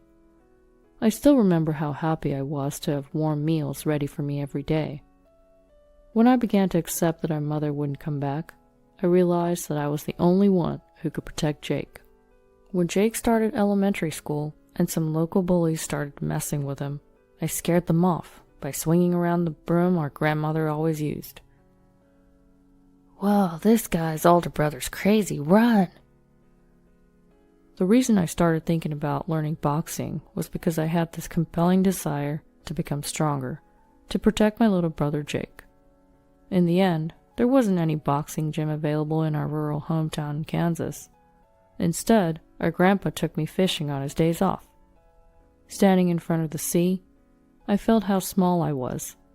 When I cast my fishing line into the water, I felt a sense of calm that I didn't usually experience in my busy life. I grew fond of fishing and started leaving Jake in the care of our grandmother to go fishing with our grandfather. I began going every week, and Mr. Brown, one of my grandfather's fishing buddies, also became a friend. I secretly thought that if my father was still around, he would be about Mr. Brown's age, and it always made me happy when I saw him. "Do you have any idea what you want to be when you grow up, Ethan?" Mr. Brown asked me while we were fishing. I want to be a regular office worker, earn money so my younger brother and grandparents can live more comfortably, I said. Ethan, you've got a heart as big as this ocean. You'll be fine. Just keep doing your best, he told me. Those words of his have saved me many times since. When I started high school, I studied hard so I could earn money. Then one day, my grandmother fainted. My grandmother was admitted to the hospital, and immediately after, my grandfather fainted too, and he passed away. We were able to hold a small funeral after explaining our circumstances to the people at the local funeral home. Knowing that our grandmother couldn't come, my brother Jake suggested that we go to the fishing spot to look for Mr. Brown, because he thought that Grandpa would be lonely. When we told Mr. Brown about our grandfather's sudden death, he quickly prepared and attended the funeral the next day. Ethan, I'm sorry to make you worry. I'll get better soon. My grandmother, who couldn't attend the funeral, seemed dispirited after my grandfather's death. You take it easy in the hospital. We're fine at home. Jake's going to be in middle school next year. He's old enough, I reassured her. Well then, there are things I should tell you, Ethan, she replied, and during her hospitalization, she told me details about household matters and financial matters. However, just when we thought she was recovering, her condition suddenly worsened, and she passed away. I had to drop out of high school to work at a construction site to support Jake and myself. I'm going to get a part-time job too, Jake said. You can't get a part-time job when you're in middle school. You need to focus on your studies, I replied. But I can deliver newspapers, he protested. It's fine. I'm earning enough, don't worry, I reassured him. Jake kept offering to work part-time to help out. I want you to study, get into a good school, and go to college, so you don't have to worry about work in the future. I don't mind working as much as it takes for that, I told him. Hearing this, Jake finally started focusing on his studies, entered a prestigious high school, and steadily advanced to college. Now he works at a top-notch company and has a woman he wants to marry. As his older brother, I couldn't be happier. Can I bring my fiancé to your apartment on your next day off? Jake asked me. Here? All right, I'll make sure to clean up. I'm looking forward to it, I replied. On my next day off, I nervously met Jake's fiancée, Emily Garcia, for the first time. Nice to meet you. I'm Jake's older brother, Ethan. Please come in, I greeted her. Nice to meet you. Do you live here? She asked. Yeah, this is my brother's apartment, Jake answered while she looked puzzled. But I guess she was just not used to coming into a bachelor's apartment and continued the conversation. Yes, sorry it's so cramped. I work at a construction site and usually only come home to sleep, so I don't mind the small space. I never thought Jake would bring his girlfriend here, I said. I met Emily through a client and we're planning to get engaged soon, Jake revealed. Seeing my brother so confident, I was sincerely happy about their engagement. Emily, maybe due to her quiet personality, didn't say much and just kept giving an awkward smile. She must be from a wealthy family. While we were talking, Jake's phone rang. Sorry, it's a work call, he said, and after he left the room, Emily finally spoke. You said you work at a construction site, Ethan. Which college did you graduate from? She asked. Actually, I started working after my grandparents died, and I had to take care of Jake like a parent. I dropped out of high school, I explained. So you didn't finish high school? She asked. Correct. Unlike Jake, I never liked studying much, and I've been doing the same job since then, I said. I didn't know that Jake's brother dropped out of high school, she said with an audible sigh of disappointment. I don't regret giving up on my education even now.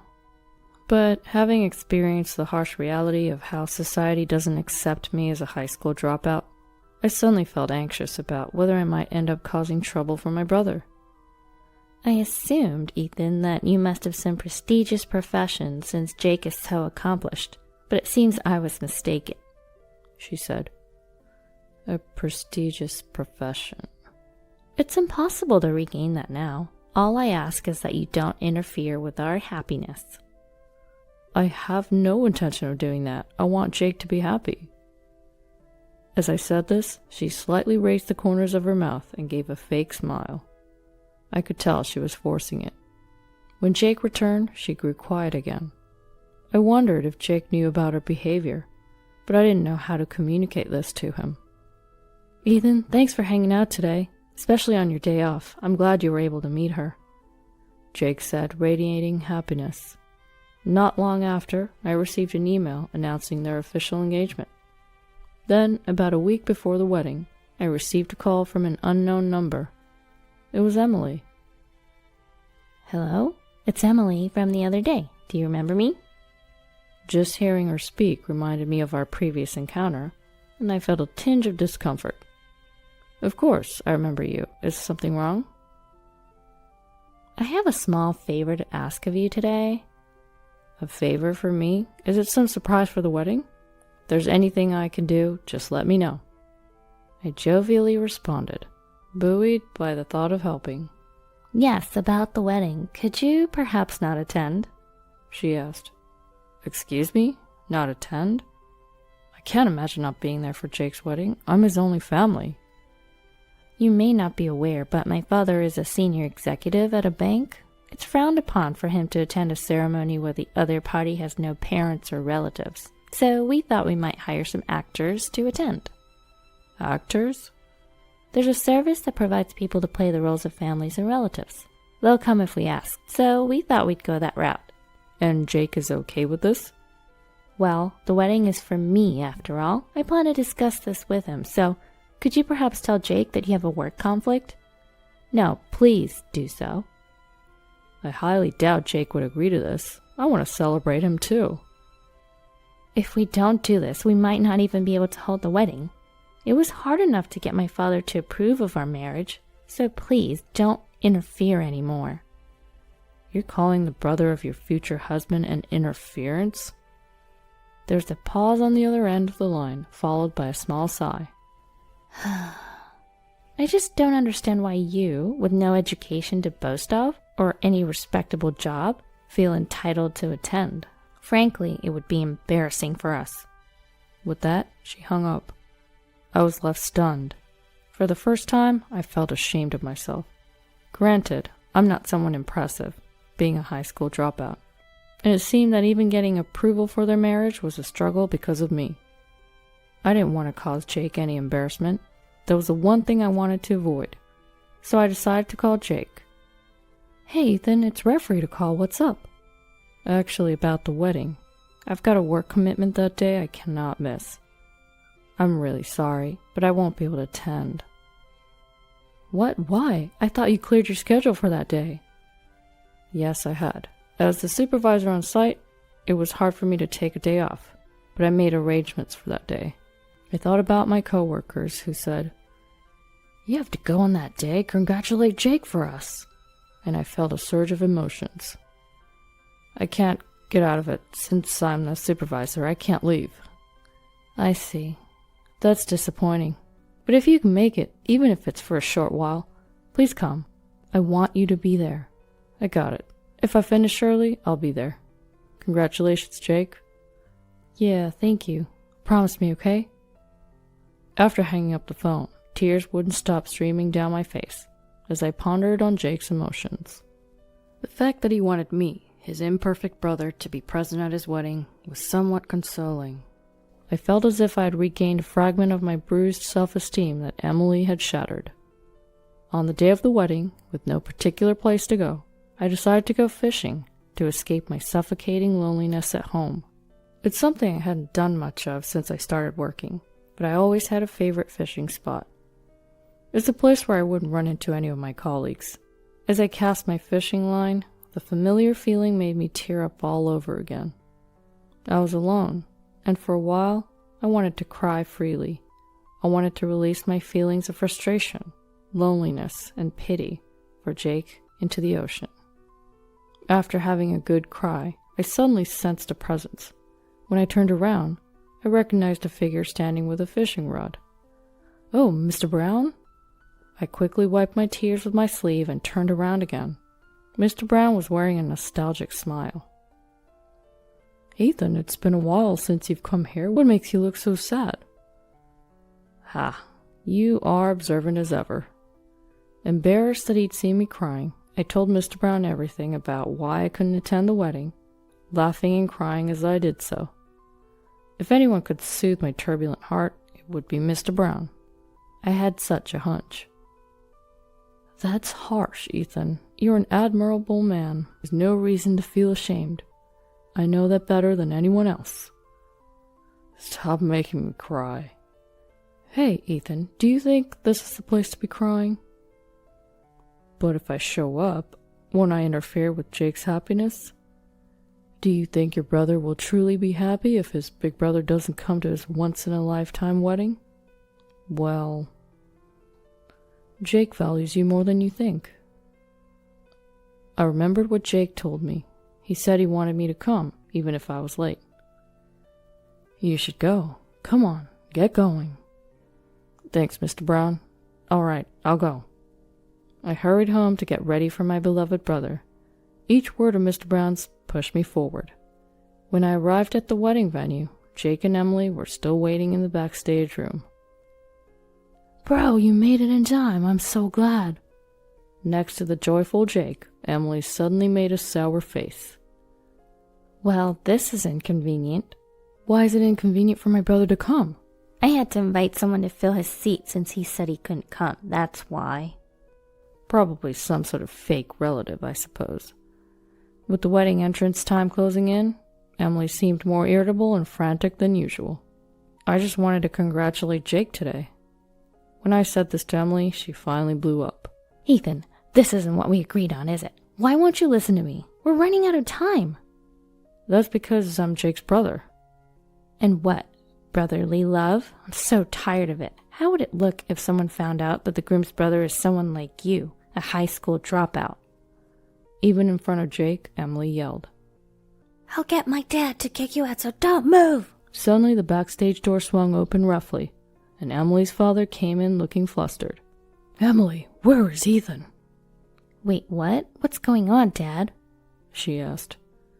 One of our bank's major clients just contacted us wanting to close their account. The bank is in panic mode. When I asked for the reason, they said you had... What, me? Emily interrupted. Yes, apparently they said they would seize all transactions with us unless you change your disrespectful attitude towards Ethan. They suspect it's a matter of dignity, Emily's father explained. Emily glared at me sharply. Ethan, did you do something? Like spreading rumors to damage my reputation on social media or something? She asked. I have no idea what you're talking about. I don't understand how my name came up in this. I replied, completely clueless about the situation. Emily's attitude? Breaking the agreement? You mean the reason you suddenly couldn't come was because Emily arranged it? Jake asked, suspicion creeping into his voice. That's a terrible thing to say. Emily began, probably searching for an excuse. I cut off whatever she was going to say. I made up my mind not to come because she called me a disgrace, but I realized I was wrong and rushed over. I admitted. Hang on, Ethan. Jake was stunned. Emily, did you tell my brother he's a disgrace? Because... Emily stammered, struggling to find her words. Ignoring her flustered state, Jake spoke in a stern voice. Thanks to Ethan, I managed to get through college. I can't thank him enough. I'm sorry, Ethan. I'm truly sorry. It's okay, Jake. You don't need to apologize to me. I comforted him. Then Jake glared at Emily. Emily, we're going to have to call off this wedding. That's okay with you, right, Mr. Garcia? If that's what it takes for them to forgive us, I have no problem with it, her father replied. But wait! Emily tried to argue, but her father had already left. He probably had to deal with the bank. And so, the wedding dissolved without the bride and groom even making an entrance.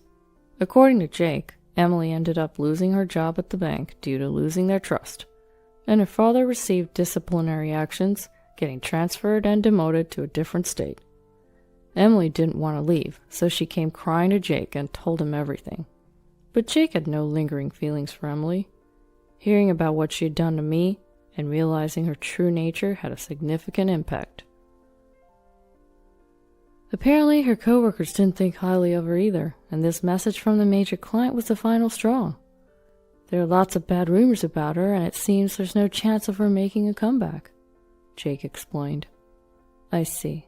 But let's be glad we found out her true colors before you two got married, I suggested. Yeah, that's true. By the way, aren't you curious about who the major client is?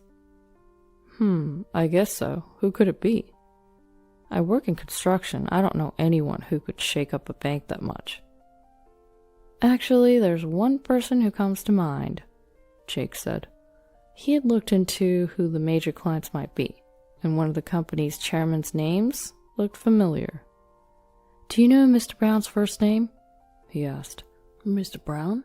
I remember our grandpa used to call Mr. Brown by his first name, often referring to him as Tom, Tommy, or even Thomas. Yeah, I think it's Thomas, I confirmed. Bingo! Did you tell Mr. Brown about the wedding, Ethan? Yeah, I did, but... Jake was grinning from ear to ear as he told me about Mr. Brown. Turns out, Mr. Brown was the chairman of a major corporation that their bank does business with. On my next day off, I went out fishing again. Despite the urgency in my heart, my legs weren't keeping up, and I stumbled my way to my usual fishing spot. Mr. Brown! Hey there, did the wedding go smoothly? Mr. Brown was smiling broadly at his usual spot. Mr. Brown. Ethan, you've been crying a lot lately. You weren't such a crybaby before. I'm sorry for troubling you with my complaints. Trouble? You're my fishing buddy, Ethan. I care about Jake just like you do. It's only natural to help a friend, so don't worry about it. Besides, you shouldn't be thinking about anything when you're fishing. I nodded and sat down next to Mr. Brown, casting my fishing line into the water. All that seemed like a distant memory, as I was back to my usual busy work life. Well, it's not exactly the same as before. There were changes happening around me. Mr. Smith, I made too much of this. Would you like some? My typical fast food lunch had recently turned more interesting. That's because the new secretary has been finding reasons to bring me homemade lunches. She was Mr. Brown's granddaughter, and I vaguely remembered her mentioning that she had been the little girl Mr. Brown brought along, who used to come fishing with us. You were my first crush, and I could never forget. I can't believe you just remembered me. She pouted as she said this, but the next moment she was smiling. I had grown fond of her sunny disposition, and now she had become someone important to me. I told Jake I had a girlfriend via email, and that same night I received a call from him after a long time. Introduce me to your girlfriend, bro. I'll bring my girlfriend too. Apparently, Jake had a new girlfriend too. The fishing that my grandfather taught me was a solace to my young mind back then. Now, it's become a bond with the people I care about. It's a sunny day today. According to the weather forecast, looks like we're in for a few days of clear skies. I plan to invite my girl on a fishing date with me this weekend.